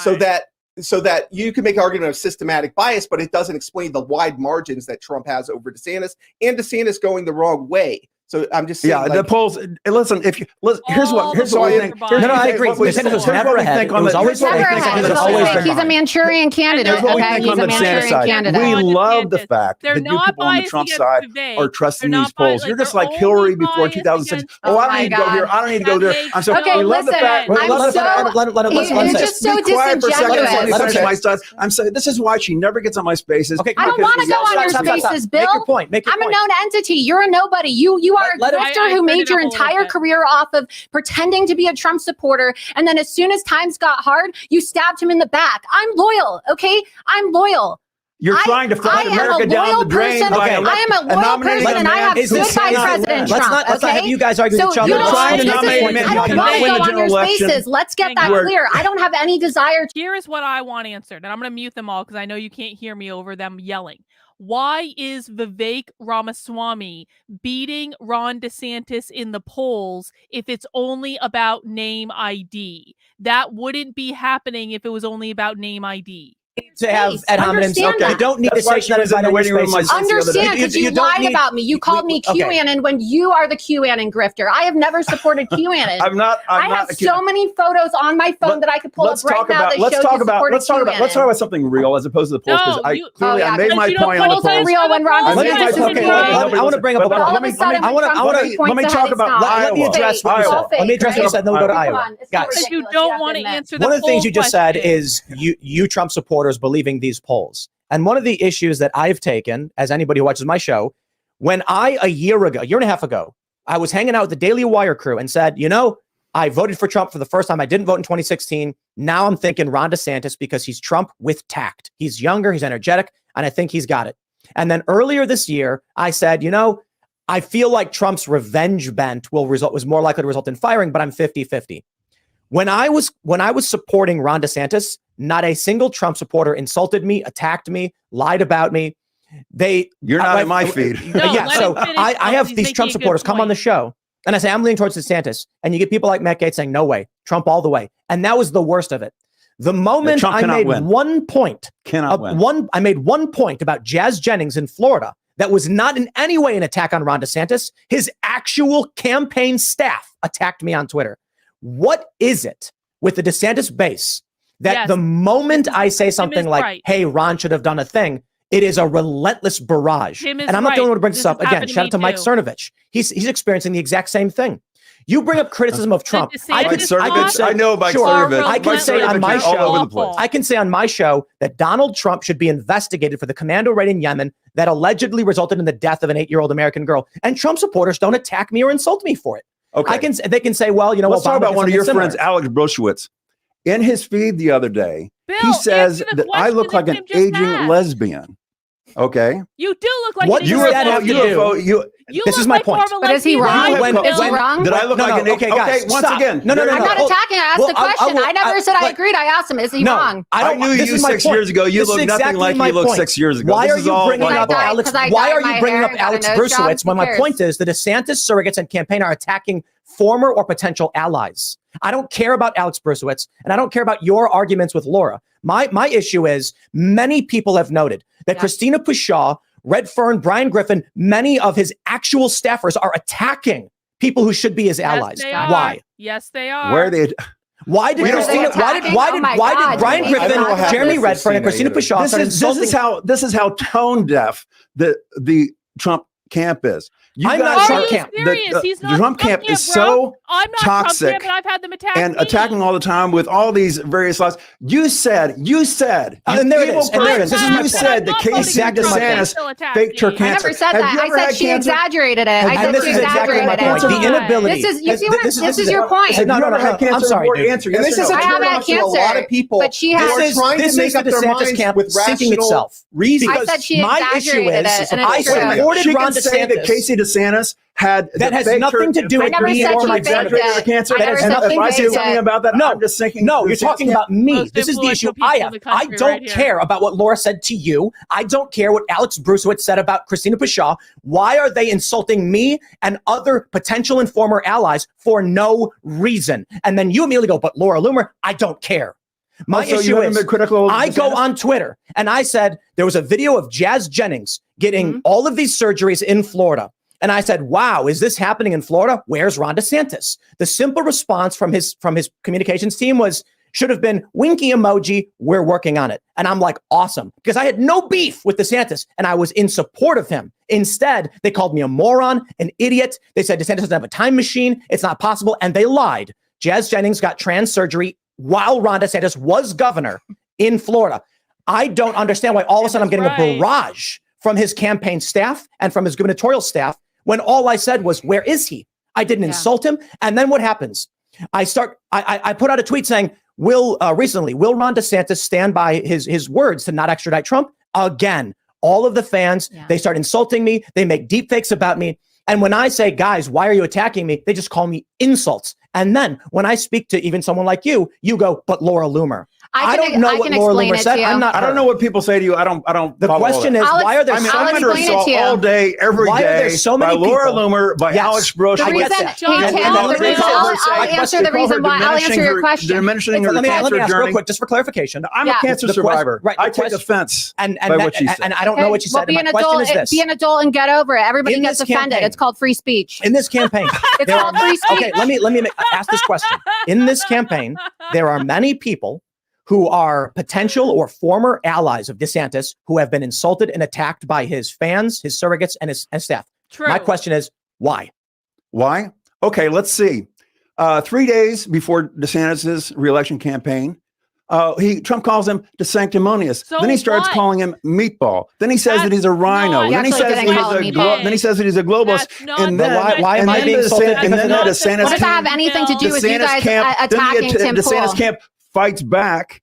Fighting and everybody's me? like, and then everybody's like, oh, That has nothing to do with that. That's not the reason why Tim Pool had an issue with Christina Pushaw. You're trying to deflect and say it's about This is Trump. the problem. They attacked him and then they Why am- stole why his am- This is footage. the problem with the entire they did. Trump. They stole team. his footage. This is with the entire Trump team. They have a terrible case of dish it out, but can't Oh, we take can it take it. I can take it. Now, this is my point. I'll take you to the mat with a so slam annoyed dunk what any people are day. saying. I guarantee you, nobody Christina says anything about Pushaw you. They don't and say anything Jeremy about me. Redfern personally tweeted at me, insulting me.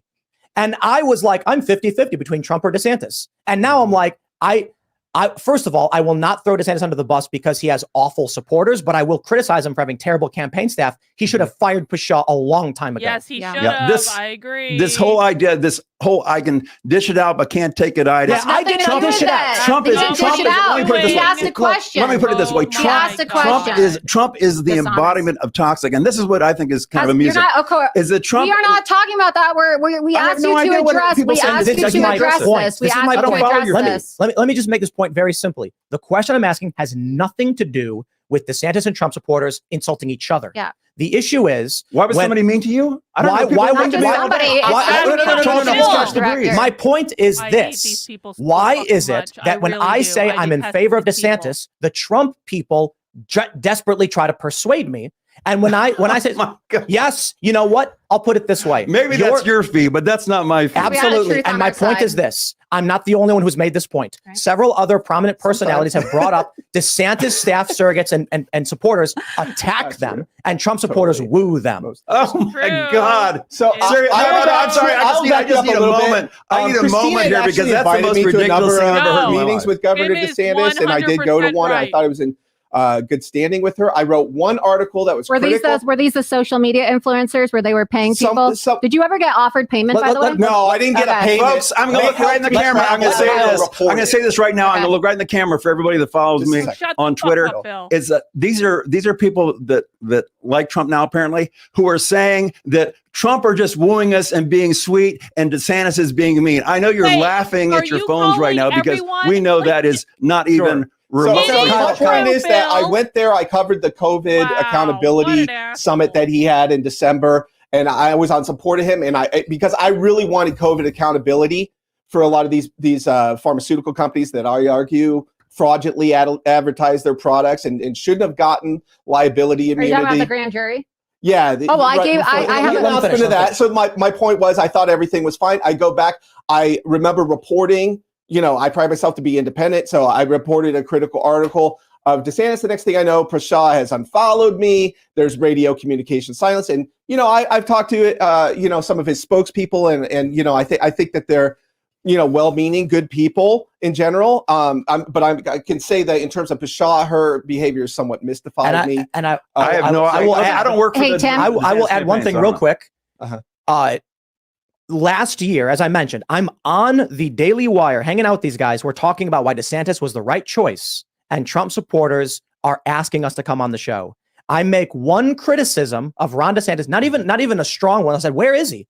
And they've banned their campaign staff and supporters from coming on this show to the extent that they can. And you're shaking your head, but it's I'm sorry. This entire argument is beyond everything Tim is saying laughable. Is true, I mean, take Alex Broshowitz, who's one of Trump's top guys, and read his speech sometimes. It is obscene. Look at the things that Laura Loomer says. It is everything obscene. I say is factual. Everything I say is factual. Wait. It's factual that Casey DeSantis the nastiness has been there's been people with sharp elbows on both sides. Now let me say, I get it. But let's not do this whole thing. But Tim, I want to answer the question that he didn't want to answer. Let's not do this whole thing. I'm talking right now. Let's not do the whole thing where Trump is all brightness and light and sugar, and the DeSantis team is all evil and mean. Okay, see, this is what I can't. Here's what happened.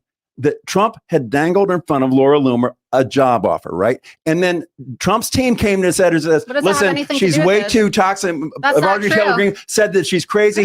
And then you have gone on Twitter and you have accused the Trump team of being backstabbers several times. No, I said that there are people that work for President Trump who I think are leakers. Clearly, that is the case, given the fact that they leaked to the New York Times, because that was a private meeting, and he didn't dangle a carrot. He threw you under the bus. He didn't throw me under the bus. You're not privy to the private conversations that I have had with President Trump. When you are too toxic for Trump, you are beyond toxic because Trump is so if I was too toxic for Trump, why did he invite me to sit in his presidential suite with because he's desperate. Okay, but we don't need to make this. But I wanted to actually answer your question. And look, unlike people like you, I'm actually loyal. And so, yeah, it was unfortunate that certain people on his staff. I'm loyal to America, not to I don't care about loyalty tests. But let me just say this. It was unfortunate that certain people on his staff decided to leak a private meeting to the New York Times in an effort to try to sabotage me. But at the end of the day,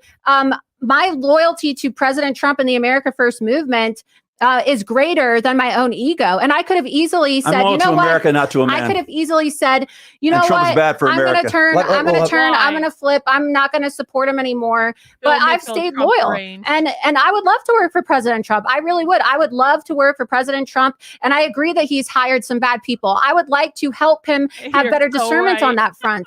As an investigative journalist, right? I would love to help President Trump. I am an investigative journalist. You're an ambush journalist. I worked for Project Veritas. I was undercover in the Hillary Clinton campaign, and my videos were used during the debate. You don't get both sides of the story. Not an argument. I want to tell you, okay? Tell someone and I want to tell you that the reason why they get so nasty towards you is because Ron DeSantis really wants state media in the state of Florida. There was actually a bill that was proposed by a legislature in Florida who was endorsed by Ron DeSantis. You can look it up, and it was called the Blogger Bill. And they wanted to, in preparation for Ron DeSantis running for president, they were hoping nobody was going to notice this so that like the Resign to Run law, they would be able to pass it through and not have any pushback. Okay. The bill stated that if you wanted to even talk about Ron DeSantis positively or negatively, you had to get approval from the state first and get a license in order to actually write about him. So, and then if you didn't have the license, you would be in violation. Look it up. It's a blogger bill. And so blogger bill, Florida. It's called the Florida blogger bill. So Ron DeSantis wanted to make it so that you had to get a state license to talk about him or else you'd be fined. And so then when this came out, people were like, oh my God, this is what you see in like communist countries. And then Ron DeSantis had a press conference and said, well, you know, a lot of legislators use my name and I don't even know this guy. There's a complete misinterpretation. I don't even know this guy that did the bill. Meanwhile, he endorsed him. He literally endorsed the guy for re-election. Misinterpretation of that. It's actually not. It's actually not. There were people on the right and the left that criticized this. So they're so angry, Tim, that you're asking questions because you have the largest live YouTube show every night. Did you look it up? The blogger bill? Do you need me to find it? I did. It was a state senator, Republican state senator in Florida, introduced the bill. And he was endorsed by DeSantis, and DeSantis lied and said he didn't know. Read the bill so people know, because I don't want to be accused of spreading fake news. This is real. This happened. Quote, if a blogger posts to a blog about an elected state officer and receives or will receive compensation for the post, the blogger must register with the appropriate office within 5 days of the post, legislation says. Now but there's more too. It specifically mentioned DeSantis's name too, and it said you had to have a license. The bill proposed would require bloggers who write about state officials to disclose who's paying them. It would require bloggers to write Florida bill would require bloggers who write about the governor and legislatures to register with the state. Told you. Right. Okay. So let me answer. I want to address what you said. I need to finalize the point here about what I was bringing up. Let me just. We want to hear Tim actually keep it on track. So go ahead. And then we'll throw it to you. Okay. So I don't know about that's why they came after me. I think the issue is Christina Pashaw is just not good at her job. And they decided, and there's even a lot of corporate press arguing that they decided the approach they would take to criticism or dissent is Twitter flame wars. I think they're just saying we're going to war with anybody who criticizes DeSantis, and that's been a bad strategy. But that's why, though, because they were hoping. In this legislative session. Is there a glitch in the matrix? Am I living in an alternative universe? I am under assault 24/7 by these. I'm not talking about you. Okay, we're not talking about you. Let me address. I know you're right. Let me address this bill that you guys are talking about. Now, the key point of that bill is not just bloggers, but bloggers are being ding, ding, ding, ding, paid for what they're doing. So basically what they're saying is these bloggers are an infomercial. It's a paid infomercial. So what they're trying, that's what the bill is about. It said if you're getting paid or if you're writing about the governor, if you're getting paid to write about the governor, let me make it clear. If you're getting paid, so it's basically you're creating an infomercial against Governor DeSantis or whatever you're doing. You should be able to do whatever you want. If you're being paid, but the whole idea is if you're representing yourself as an independent blogger, okay, just stating your own opinion, that's fine. But if you're being paid by somebody to say things, you need to reveal that, hey, this is a paid. It's like an ad for a campaign ad. At the end of a campaign ad, they always say this ad was paid for by such and such campaign. The problem with these bloggers is they are not admitting they're being paid by the Trump PAC. If Governor DeSantis, you're ignoring the point of the law. What can I say? She's ignoring the point of the law. Governor DeSantis, and we have an exception here, right? Because it's not every day that the person running for president happens to also be the governor of the state. He controls the Republican Party of Florida. As we've seen, he runs the Florida legislature like a mafia. He had his chief of staff. Check this out, Tim. His chief of staff for his official gubernatorial office, James Uthmeyer, is now his campaign manager for his campaign, but he hasn't officially resigned his position as chief of staff. He's taking a leave of absence. You are not supposed to be mixing official taxpayer business with your official campaign. And so do you really honestly think that it's going to be fair in a presidential election year when Governor DeSantis is an absentee governor, but is still in control of the state of Florida, and he gets to appoint the people who are issuing these licenses? No, it's a way to control wrong. You don't understand the law. I do understand. It's like you don't understand the Presidential Records Act. Let me add this. I do understand it. You don't. It's a violation of press freedom, and President Trump has never done anything like this because he can actually handle the media. I don't agree with the intent as you're describing. No, I'm saying that it shows that they don't want dissent, and that's why. I will point out this bill is bad. It is. It says that a blogger who is compensated or will be must register with the state. Is compensated. So so the issue is if I write a blog and then later on someone says, hey, we like the blog you do, can we hire you? Even though the blog's already written, I have to then register with the state. But the whole idea is if you know that you're writing this with the intent I get that of getting paid. Okay. It's okay. bad. It's a badly done. Created with the execution. intent of getting paid, Bill. All content let's talk on the about internet Iowa is for a second. created I with want the to intent ask, of getting why paid. is That Trump the on a fucking suicide mission in Iowa? He has insulted Kim Reynolds 3 times now. Bob Vanderplatz, who is literally the evangelical kingmaker. No, he's not. He ran for governor 3 times and lost 3 he's times. The kingmaker. And he took a bribe of $50,000 from the Never Back Down PAC. The last 3 he lost, people that won Iowa were endorsed by Vanderplatz. The president of the Senate has endorsed DeSantis. The House Majority Leader has endorsed DeSantis. Dietz, who is a big Iowa guy, has endorsed DeSantis. So all the leaders, and let's talk about endorsements for a second. How many of Trump's former press secretaries have endorsed Trump? How many of his former chiefs of staff have endorsed Trump? How many of his former cabinet members have endorsed Trump? If I was an executive recruiter for a long time, I did reference checks on people. If I had done a reference check on Trump based upon who he's worked with, I would have to. But let's go back to Iowa. Don't hire this person because everybody he worked with. Let's go back to Iowa. And I want you to Iowa. Yeah, what's the Iowa point? The thing is about Iowa, President Trump, according to polls out today, President Trump is up 26.1% in Iowa. He wants to say that Ron DeSantis is supported by Bob Vanderplatz. Yeah, of course he's supported by Bob Vanderplatz, because as I exclusively exposed in my investigative report, Bob Vanderplatz received a $50,000 wire transfer from the Never Back Down Super PAC, which is the official super PAC that is supporting Ron DeSantis. And Reuters actually confirmed my reporting in a report they published on August 12th. And President Trump commented on it yesterday. And he didn't disclose that. So remember when Bob Vanderplatz was like, oh, Donald Trump doesn't want to come to my forum where Tucker Carlson's going to host. He never disclosed publicly that just days before hosting that forum, Never Back Down paid him $50,000 so that he could support Ron DeSantis. And now, right, he's walking around with Ron DeSantis, taking him to church. And he says that Vanderplatz is a kingmaker. Well, if Vanderplatz is a kingmaker, how come Ted Cruz isn't president? Vanderplatz endorsed Ted Cruz. But Ted Cruz won. The reason why, the reason why Iowa, I mean, kingmaker. I'm going to say one last thing. Vanderplatz ran for governor of Iowa 3 times, and he was rejected all 3 times by the voters I need of to Iowa. turn their volume down so I can turn myself Ron DeSantis was at the Iowa State Fair last weekend. He was flipping burgers and putting toothpicks into eggs, and there were people that didn't even know who the hell he was. And Donald Trump cucked his ass by flying his plane over the Iowa State Fair, and he is not a carnival. He spent 45 minutes on the ground and left. Donald Trump is not a carnival. Donald Trump is not a carnival ride, and he is not a food stand, and yet he was the most popular attraction at the Iowa State Fair. Yes, he was. There were people in Iowa chanting, "We want Trump," as Ron DeSantis was possibly walking by. I'm from Iowa. I love you, Iowa. This isn't about you personally, but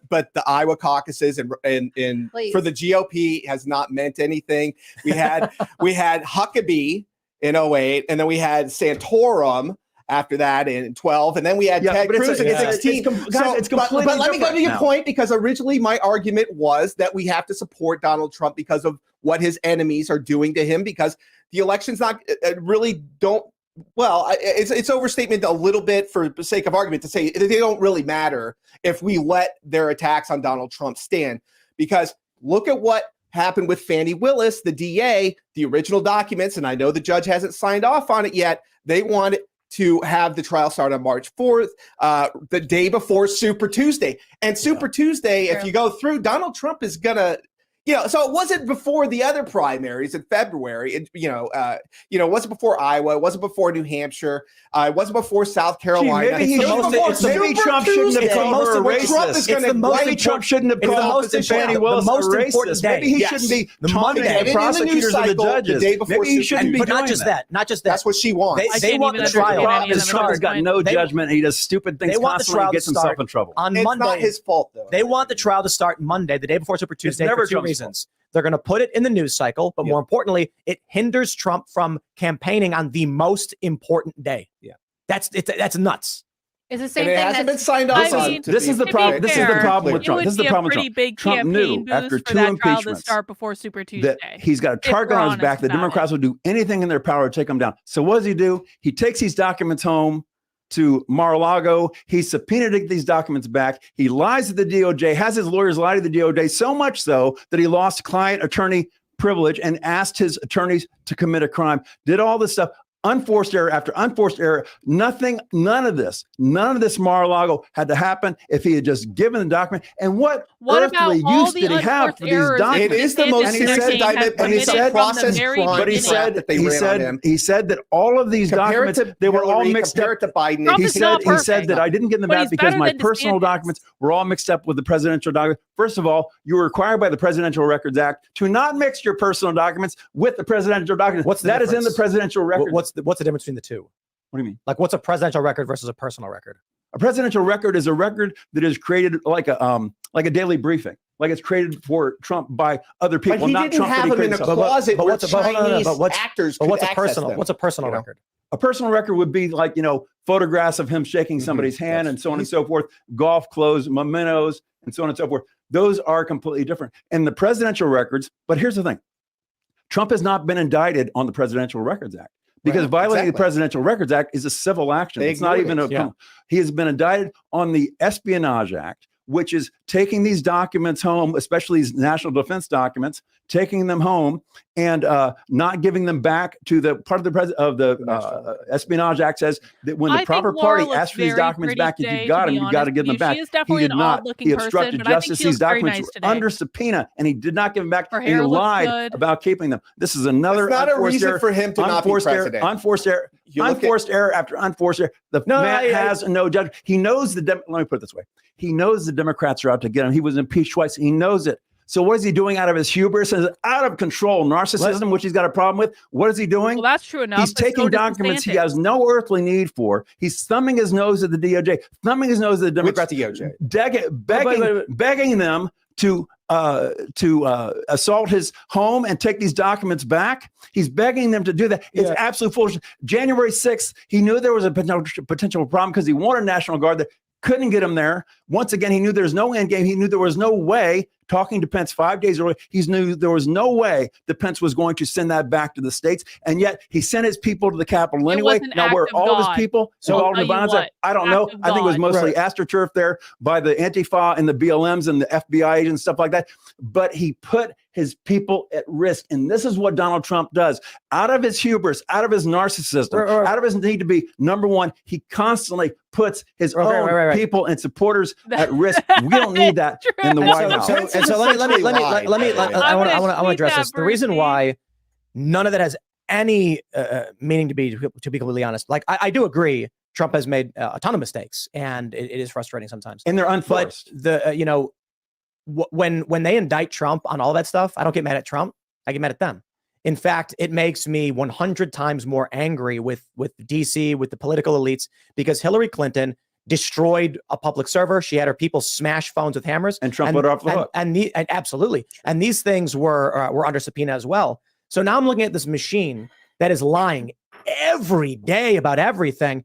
And these indictments do nothing to make me view Trump negatively. It makes me view them more negatively. Hey, Tim, I want Trump to go in and just, I tell you, rampage through the ivory tower. I want to make a point about these documents. If the other field is laid out a minefield, and you take your family on for a picnic, I'm mad at the people who laid the minefield. Yeah, there you go. What? Hey, Tim, I'm mad at the people who laid the mines. You can be mad, but if you don't understand the Democrats are evil and out to get you, and Trump understands that, evil. Let's see how evil they really are. He walks into their trap. I want to make a point. I want to make a point about this. So you're saying that he walked into the trap.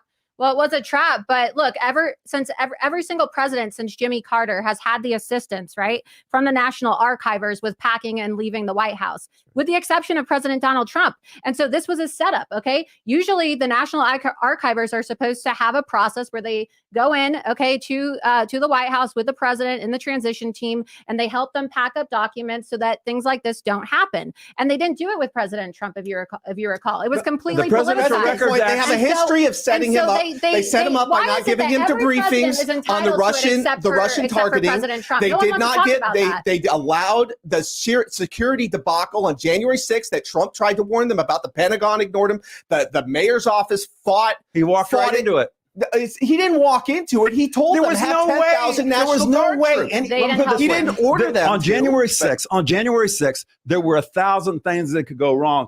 I was And warning they my let them go friends. I wrong. was warning my friends. Don't go to this thing. I felt like Admiral And that's Akbar. fair. It's a trap. It's a trap. Don't go to this Tim- thing. And so he led us once again into a trap, and bad things happen. The man has got But no he has the right to sense. stand up for He's got himself. no So, judgment. I We think need a we've- president who's got judgment. President Right, Trump has we- got no judgment right. at all. We've said it 20 times. We've talked about And January I'll say it 6th a again. lot. President Trump has got no have Laura judgment at respond all. now.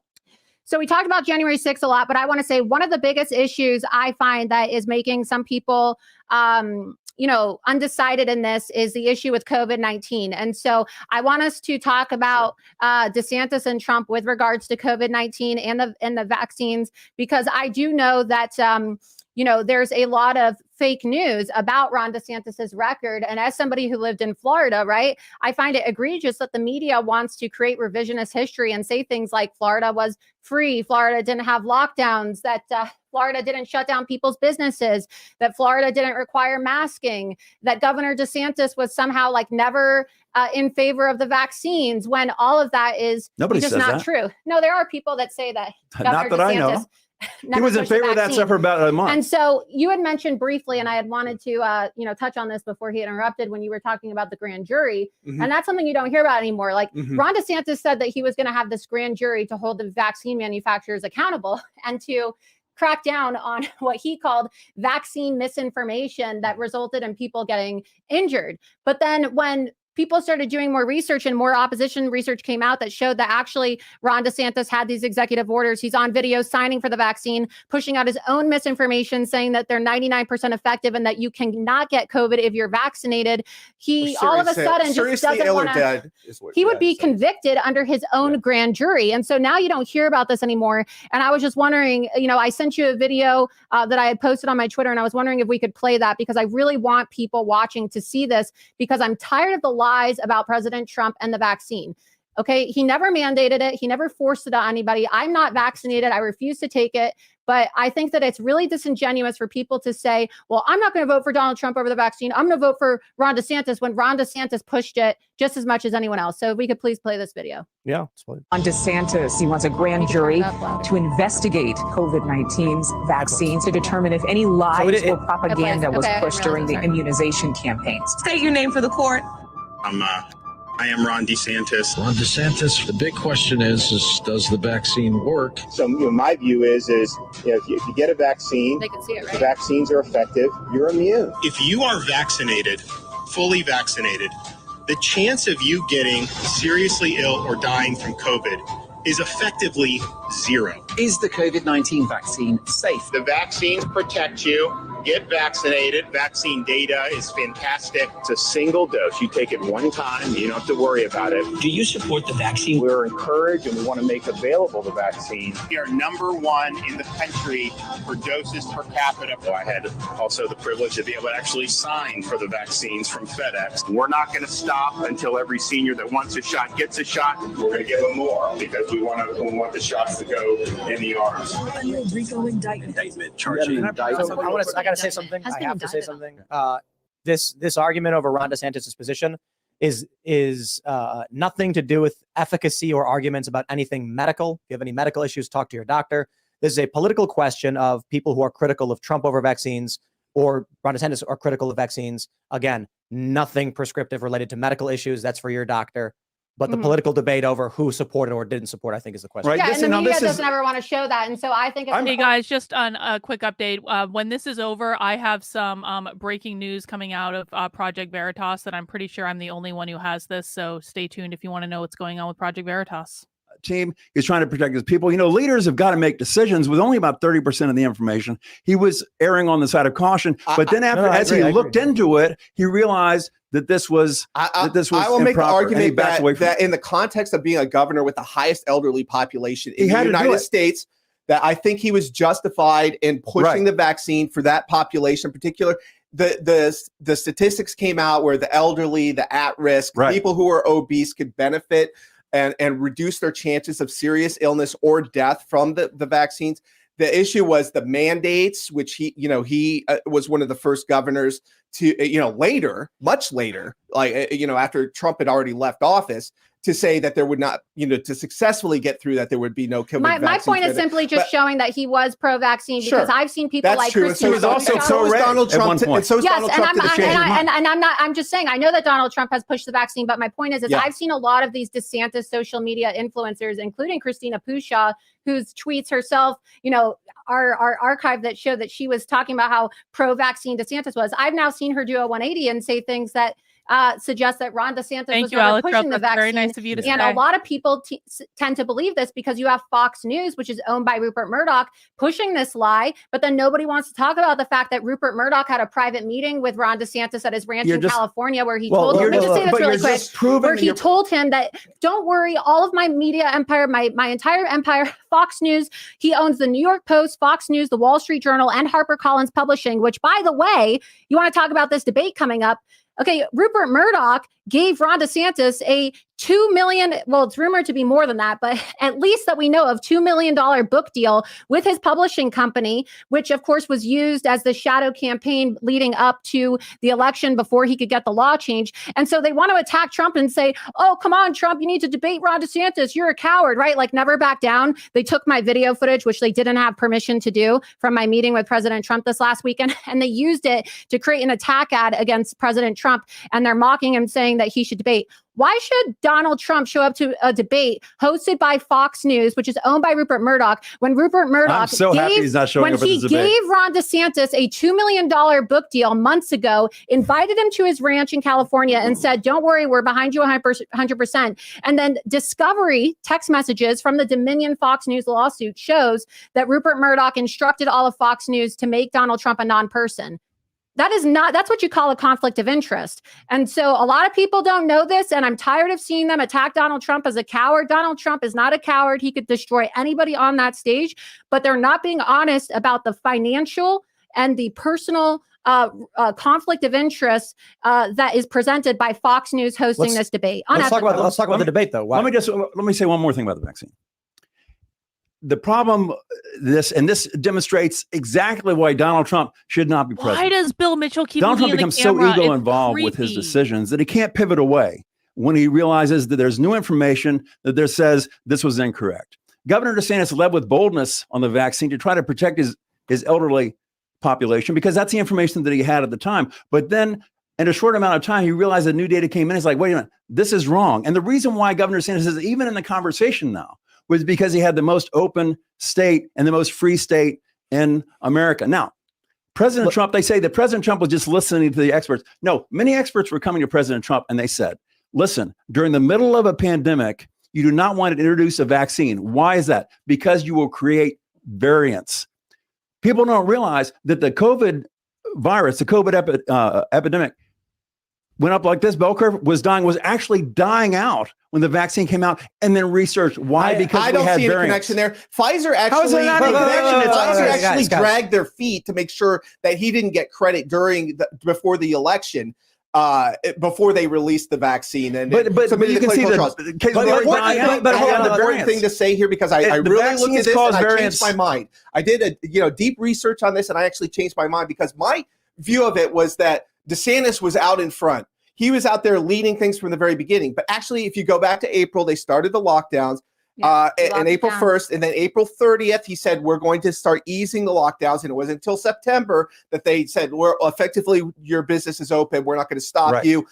So there were no lockdowns. Except there were lockdowns. So the point is in Miami, but that was in Palm Beach County too. I had the executive order. Policy toolbox than Trump, and people sort of forget how much the media attacked Trump for not being more aggressive and taking control of the country, and they can accuse him of being like a fascist or a dictator. If anything, he was way too hands off and letting Fauci.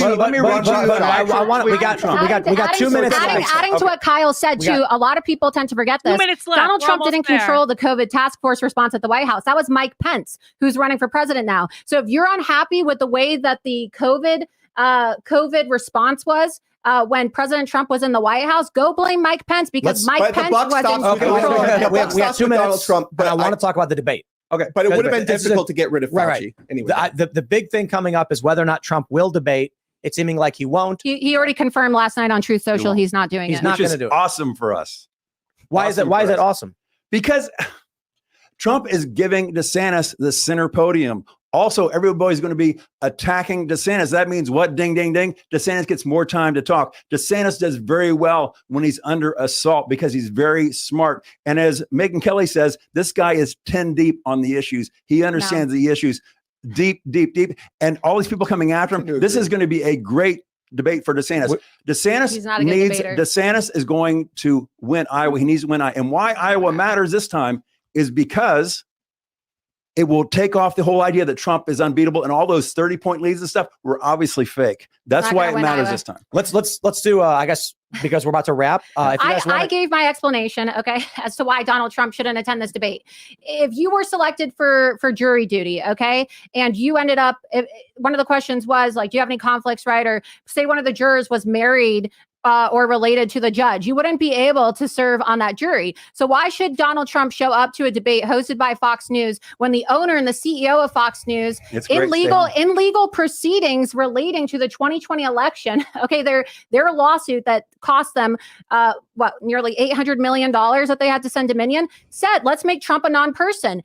That's Fox News. They're going to make Donald Trump a non-person during this debate. And he already said that Fox News is 100% behind DeSantis. So that's a conflict of interest. Maybe if there was another moderator from another media entity that didn't have financial ties in the millions of dollars for Ron DeSantis, which Rupert Murdoch has done through his publishing company, HarperCollins, as I've reported on extensively, then we could have a conversation about this. But these people are acting in bad faith by saying that, oh, Donald Trump's a coward. He's not a coward.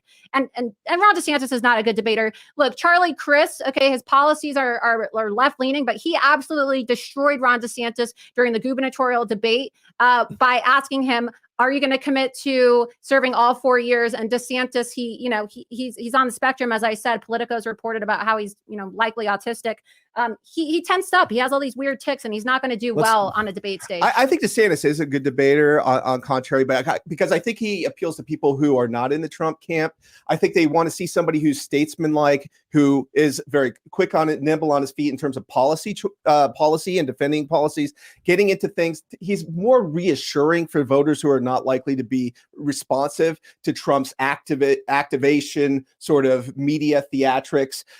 So I think this is what really turns the Trump supporters off of DeSantis. It's just that he has a different target demo than Trump supporters. So I don't necessarily agree with some of this where he tries to copy Trump, and I don't see any of that. But I think that this is good for him, essentially, that he gets to go after Ramaswamy, who's like his biggest threat. So I think that the memo that we saw, I think is generally right, but we're going to have to keep an eye on whether he actually defends Trump or not against floor with Ron DeSantis. It's not even going to be close. Well, now we know that it's a little skeptical. We'll see. We now know that it's fake. We now know from the memo that it's not real, genuine. We'll have to see his actions, a defense of President Trump. It's pretend so that you can. But that's what his consultant said. So we're gonna start to wind it down, I suppose, and give you guys. I'll give each of you a chance to say one more thing and maybe shout something out, like if you want to shout. We're having so much fun, though. I know. That's what I said. I was like, I like this. We're gonna get to noon. I want to go for another 2 hours. I know, it's great. But so final thoughts, and then shout out your social. Final thoughts. I think that not showing up for the debate makes Trump look weak and afraid. Okay, and I think to the average voter who's not that engaged in this, watching this the first time, they're going to be like, "Where's Trump? This is a problem for him." I think DeSantis is going to shine. As far as, and something we didn't talk about this whole time, which is unfortunate, is I don't believe that Donald Trump can win the general election. I think a vote for Trump in the primary is a vote for Joe Biden in the general election, because Trump cannot win, especially if he's convicted on one of these 85 million different counts.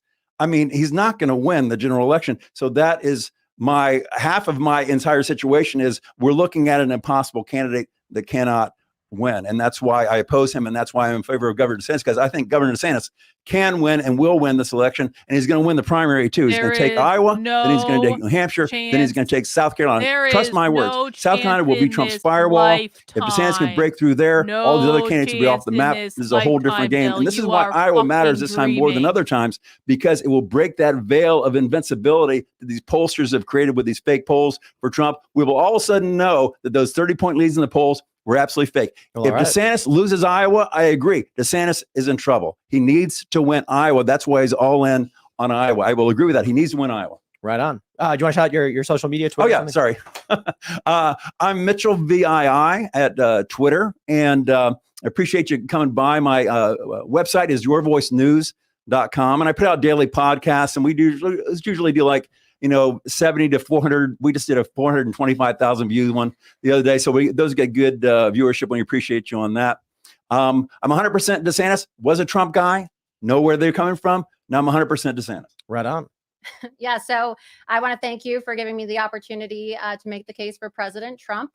And look, I think that's what we need to understand is that we are right now in an unprecedented time in our nation's history.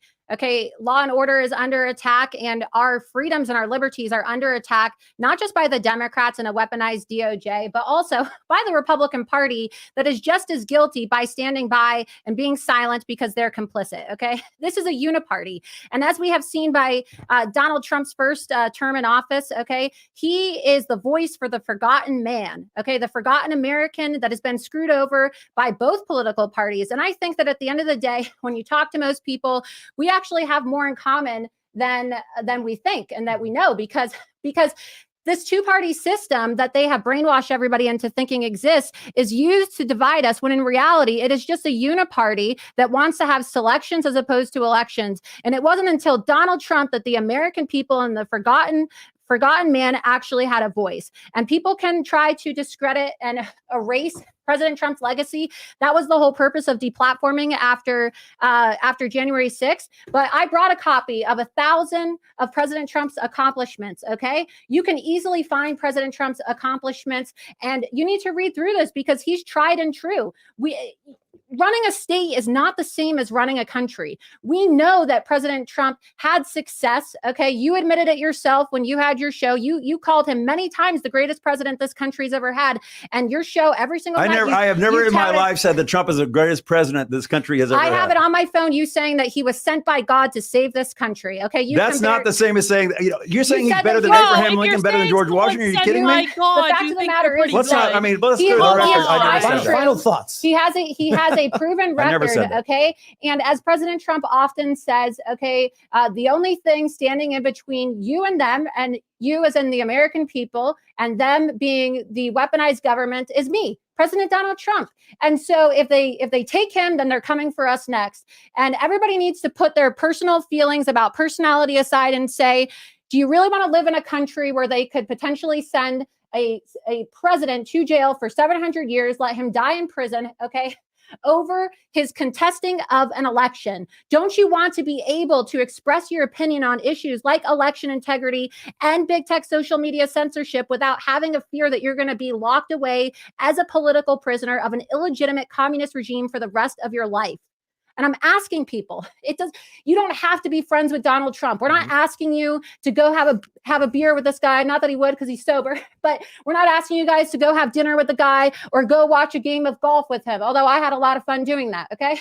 We're asking you to elect the most competent and qualified person who can get our country out of this mess, because we are losing our country and we will fall to communism. We will fall to stolen elections if we don't get President Trump back in the White House. And so I am honored to support President Trump. I'm a Trump loyalist. I've always been a Trump loyalist. Nothing is ever going to stop that or change that. Okay, I don't care what people say. There's nothing that would stop me from voting for President Trump, even if he was in a jail cell. And I invite all people watching to join me in fighting for President Donald Trump just as hard as he fought for all of us over these last 7 years when he didn't need to do this. He gave up a life of luxury so that he could give us a voice. And we need to fight for President Trump like he fought for all of us. So like I said, Donald Trump did nothing wrong. I wear the shirt everywhere I go. And obstruction of justice is nothing wrong. Oh, and final thoughts, because Lauren needs to shout out her. Okay. My final thoughts is just shout out please follow me. Yeah. Okay. I'm banned on most social media sites. So you're not going to find me on Facebook or Instagram or any of that stuff, but I am back on Twitter now at Laura Loomer. Please follow me. And, we didn't get to talk about everything today. So please follow me and subscribe to my Substack. It's lauraloomer.substack.com. And that's where you can read all of my in-depth investigative reports on this issue and see all the receipts and evidence for yourself. I'm also on Gab, Truth Social, and Getter at Laura Loomer. Loomer, and then on Telegram at Loomered Official. Right on. So that's where people can follow Kyle, me. final thoughts and shout out. All right. So in Excellent normal job times, I staying would out of the support way, Ron Kyle. DeSantis for president, but these are Excellent not job. normal times as I've laid out. I think that Ron DeSantis and Trump are very much on the same page in terms of their policies, but I would give DeSantis the edge in terms of bureaucratic management and being able to fight the culture war. I think there's a lot of things he's been out in front fighting ESG, fighting central bank digital currencies, the parents' rights bill. I think supporting girls' sports. I think that he's really attuned at that, but he can do it in a way where he's like a nuclear submarine. He could run silent, he could run deep, and he can attack the enemy before they even know it. Trump is like a battleship. He goes in, he's loud, guns blazing, but the enemy can see him from 1,000 miles away. So I think that, in terms of the art of war that Donald Trump likes so much, DeSantis is much more astute at being able to remain formless and be able to take his enemy by surprise. But again, this is war that we're in. This is a culture war, and it's bigger than that now. Circumstances have changed. The political prosecutions, they are launched when Donald Trump decided to run for re-election in 2024. So they are rigging the election now, just like they rigged it in 2020, and they tried to rig the election in 2016. And I'm using that term in terms of just unfairly abusing the system in order to get a political outcome. So it should be very clear what I'm meaning by that. So I think that he's exposing both the GOP establishment as being feckless, as not really taking action to fight the Democrats. So they're acting too much like controlled opposition. And if they change their behavior, I would be happy to see that, because Kevin McCarthy, we're tired of the statements. We're tired of you foot dragging. So they're very passive, but blustery approach to protesting the deep state doesn't really matter to me. I care about policies and outcomes, and I think that right now they're hanging Donald Trump out to dry. And it may be right what you say, Bill, in terms of him, inviting conflict. But I think he's exposing the people who are conflicting against him and for being just malicious actors, deeply corrupt. And, I think when we get down to the race where it's Biden versus Trump, they have very similar polling numbers. Let's hope that Donald Trump can pivot and become the statesman that independent people like. But like I said, I don't think DeSantis has as much of an advantage in swing states now to the electoral map issue that we're talking about as before. So let me just get to where you can find me. I'm at Kyle N.A. Becker on Twitter. Please check out my Relentless podcast that's coming up at the end of this month. I'm putting a lot of work into preparing that to do a really great show, make it very professionally produced. I used to work at Fox News and I was an associate producer and writer there. So, I have some experience, and I hope to bring a rational voice and an independent voice into the media. And I appreciate Tim having me here to discuss with these very passionate and informed advocates for their sides. I appreciate that as well. Thank you all for coming. This was very, very fun and entertaining. We'll see how things play out. I was hoping it could be more dynamic. It is too chill for my taste. But. Yeah, it is what it is. But we got a lot of stuff coming up in the news. We'll see how it goes. And I forgot to say too that I know a lot of people are talking about my shirt I saw online right now, asking where they can get it. You can get it on my website, Loomered, Loomered, right?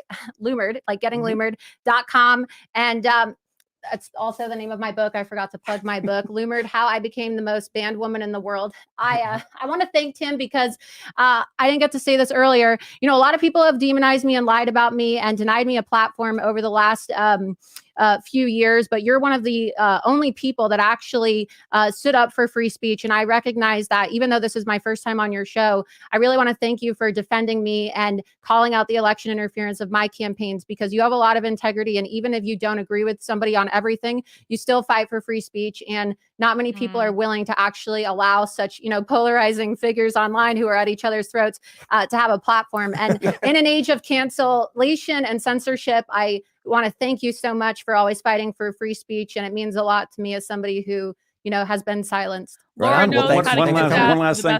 People need to be clear.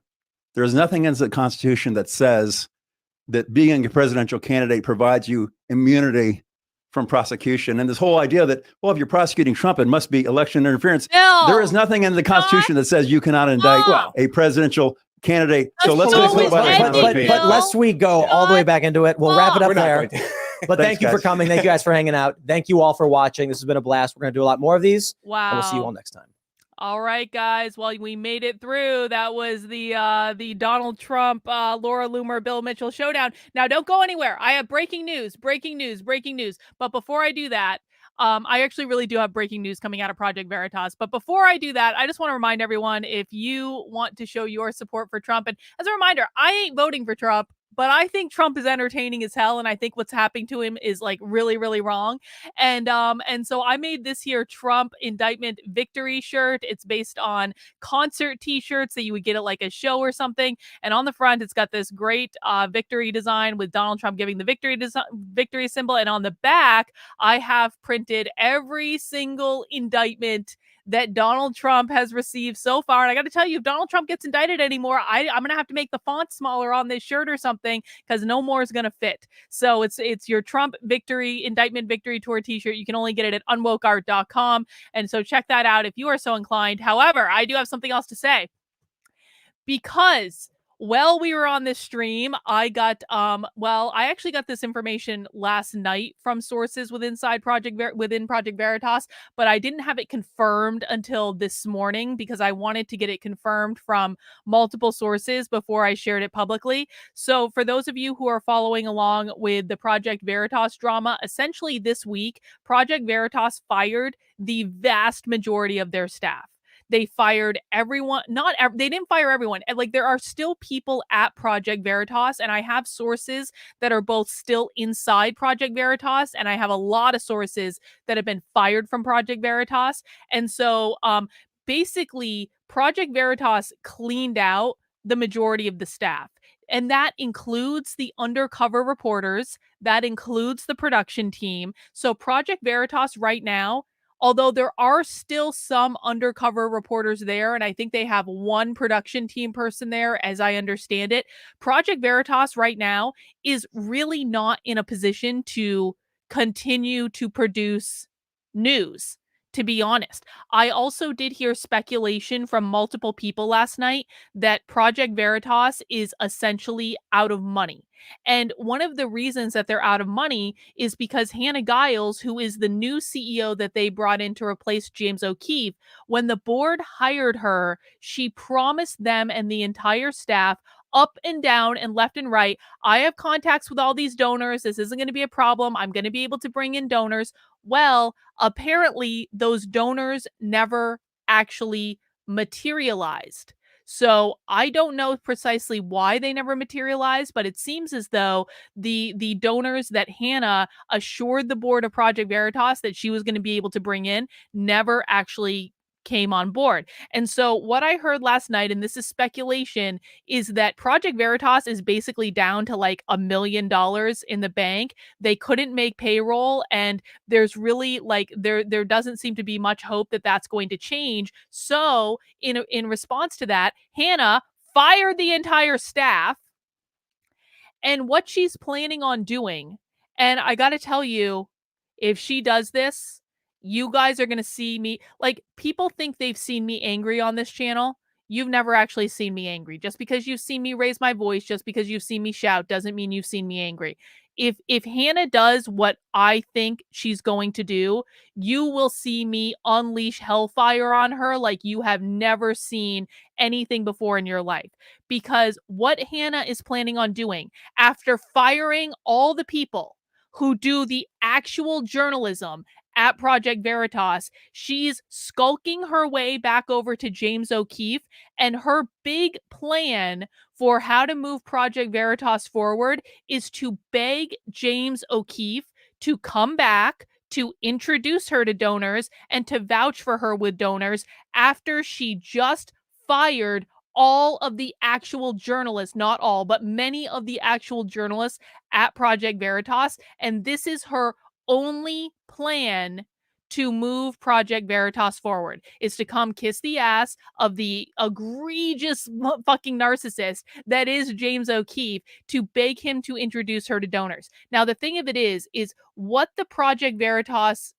many of the Project Veritas now former employees that I've been talking to think is happening is Hannah is basically riding Project Veritas into the ground. She's going to grift on this for as long as possible and get as much money out of it as possible. And so this outreach to James O'Keefe is really just a way to continue to enrich Hannah, because the board made a really, really, really bad mistake in bringing her on as the new CEO.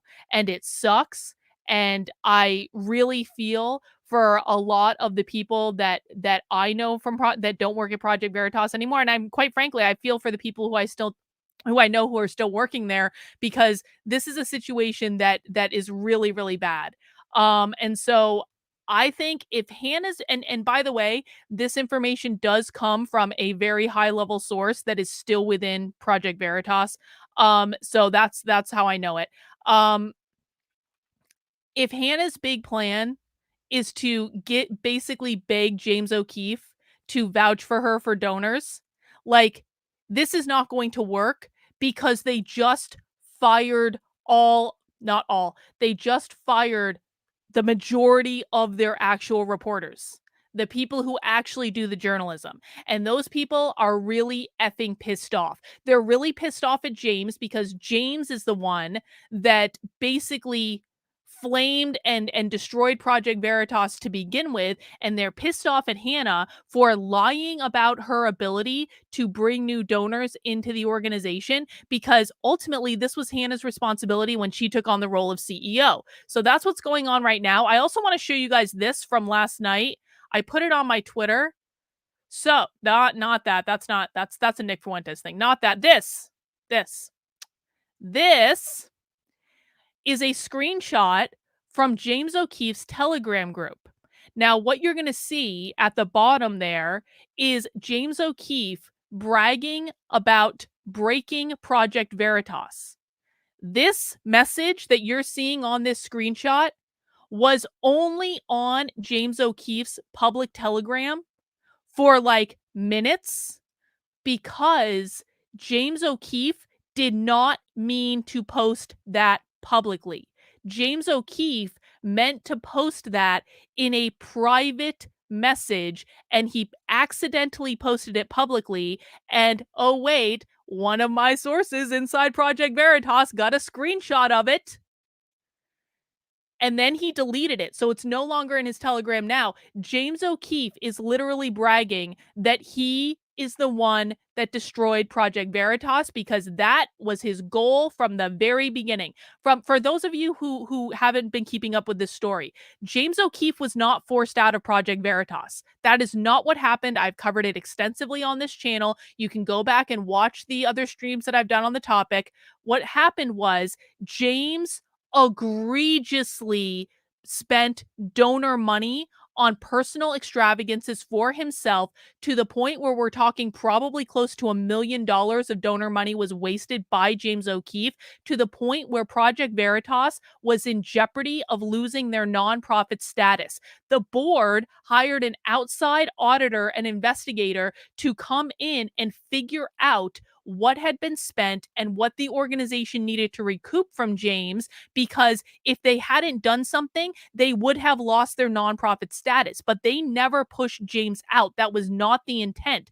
The intent was that they recouped their expenses from James O'Keefe's extravagant spending, and to be able to maintain their nonprofit status. Well, James didn't like being investigated because he's a narcissist. James didn't want anyone questioning him. James didn't want to be investigated. And so James O'Keefe broke his employment agreement by starting a new organization while he was still employed and still on the board of Project Veritas, while he was still collecting a salary from Project Veritas. The big 45-minute going away speech that we all saw, that James, what happened with that 45-minute going away speech was that James still had access to the Project Veritas offices. He picked a day to film that speech when the offices were closed, So he knew that people weren't going to be there. James then reached out to all his handpicked staff at Project Veritas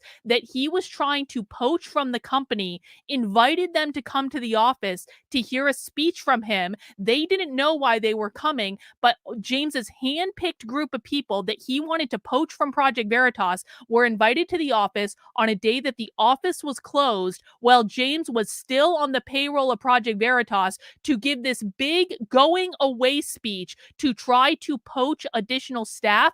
And at the same time, it's my understanding that he took content that was already produced by Project Veritas so that he could take credit for it later. That's my understanding of what happened.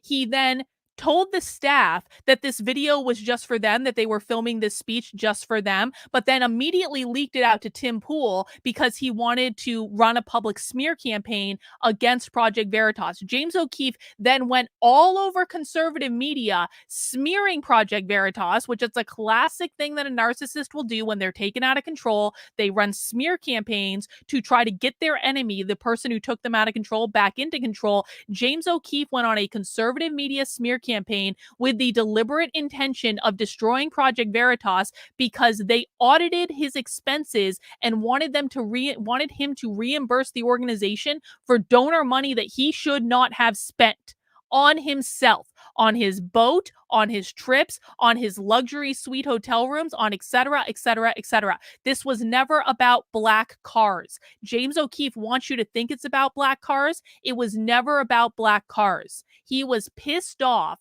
because the organization took away his unlimited credit card because he was jeopardizing their nonprofit status, and he set out explicitly to destroy them. And now he was bragging about it yesterday, accidentally in public on his Telegram. And so now we know that James actually maybe is successful because the fundraising dollars at Project Veritas, which, you know, because Hannah promised that she had all this donor access, that was why she was brought on as CEO. Apparently those donors never materialized, and now Hannah is ducking her tail between her legs and going back to James O'Keefe and begging him to introduce her and vouch for her with donors. To do what with the money? I have no idea, because they didn't fire all the reporters, but they fired a lot of them. They don't have anyone to produce journalism for them. They were working on all these stories that are just now dead. So I don't know what Hannah is going to be promising people in terms of what Project Veritas is actually able to produce, but I don't think they have the resources to produce journalism anymore in any significant quantity. And it all really sucks because a lot of good people lost their jobs this week. A lot of really good reporters lost their jobs this week. The reporters that broke pretty much, though not every, but pretty much every major story that you guys have seen Project Veritas report on, many of which James O'Keefe took credit for when he was not involved in the journalism at all. All those people lost their jobs. Not all, many of them lost their jobs. And we all suffer because of James O'Keefe's ego trip and his narcissism and Hannah Giles' fucking incompetence in terms of actually bringing in donors, because I don't know why she took this job. I really don't, other than to suck Project Veritas dry of whatever resources she could. And now it seems she's just riding it into the ground. And my guess at this rate is that Project Veritas is going to die by the end of the year. And that makes me really sad.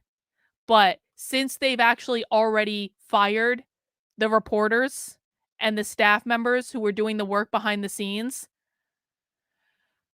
I can't say like I'm really sad about it because they kind of like made their bed, but it makes me really sad for the people who were actually doing the work and the journalism that just got completely thrown under the bus in all of this for James O'Keefe's ego trip. That's all it was. And I said it before, I'll say it again. Not only is James O'Keefe responsible for this, but every single conservative influencer that simped for James O'Keefe, that lied for James O'Keefe, to include Jack Posobiec, to include Steve Bannon, to include Charlie Kirk, to include Tim Pool, to include Viva Frey, to include Robert Barnes. Every single conservative influencer that was like, oh, James, you were just a poor abused victim of the system, and it must be all Pfizer, James. It's all Pfizer. It was never about Pfizer. Project Veritas was never paid off by Pfizer. That was made up. That was false. Every single conservative influencer that lied to spread James O'Keefe's smear campaign, this has been the biggest black pill I have ever swallowed in my life. Every single one of these people flat out lied to you. They lied. What every single influencer simping for James O'Keefe said had no basis in reality at all, and not a single one of them, to include the journalist himself, the journalist Tim Pool, not a single fucking one of them actually reached out to anyone at Project Veritas to find out what the real story was. I have talked to dozens of people inside Project Veritas. I have talked to people at all levels of the organization. I've talked to people at all different departments. I freaking know what the story is because I've heard the story from a couple dozen people. None of these influencers whose only job it is to tell the truth have actually gone and done any due diligence to find out what actually happened, and they all reported lies. So, that's what's going on. And again, I'm really sad for all the people who lost their jobs. It sucks. And I know there are people working on helping them getting new jobs. And I'm sure they're going to be fine because there's a lot of really talented, really smart, really kind people. But it just sucks. And we are all worse off for this. We are all going to have less real undercover journalism, and James O'Keefe is going to still do this charade that he's doing with this media group where, by the way, James O'Keefe's stories aren't even that good. He puts a beautiful bow on them, but do you guys see the kinds of people that he's getting? He's not even getting any high-level people anymore because James O'Keefe wasn't responsible for the journalism at Project Veritas. That's just fact. And we all suffer for it, and there will be less corruption exposed, and there will be less reports happening of things people need to know because conservative influencers lie to simp for James O'Keefe.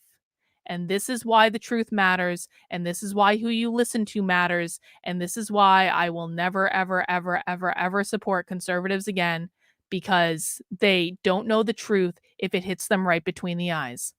All right, guys. That's all I have. Thank you for joining me for this very early morning stream. I am barely conscious right now because I'm so effing tired, but it was totally worth it to get up for Laura Loomer kicking Bill Mitchell's ass. That was fantastic. It was just the entertainment I needed on a Friday. I'm going to take a couple hours off. I will be back at 5 p.m. for happy hour. I'm going to go grab some beers, find a good woke training for us to watch.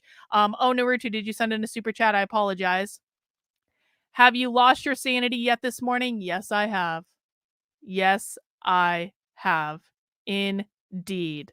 All right, guys. I will see you at 5 p.m. for happy hour. Take care. Have a great rest of your day. We'll see you soon.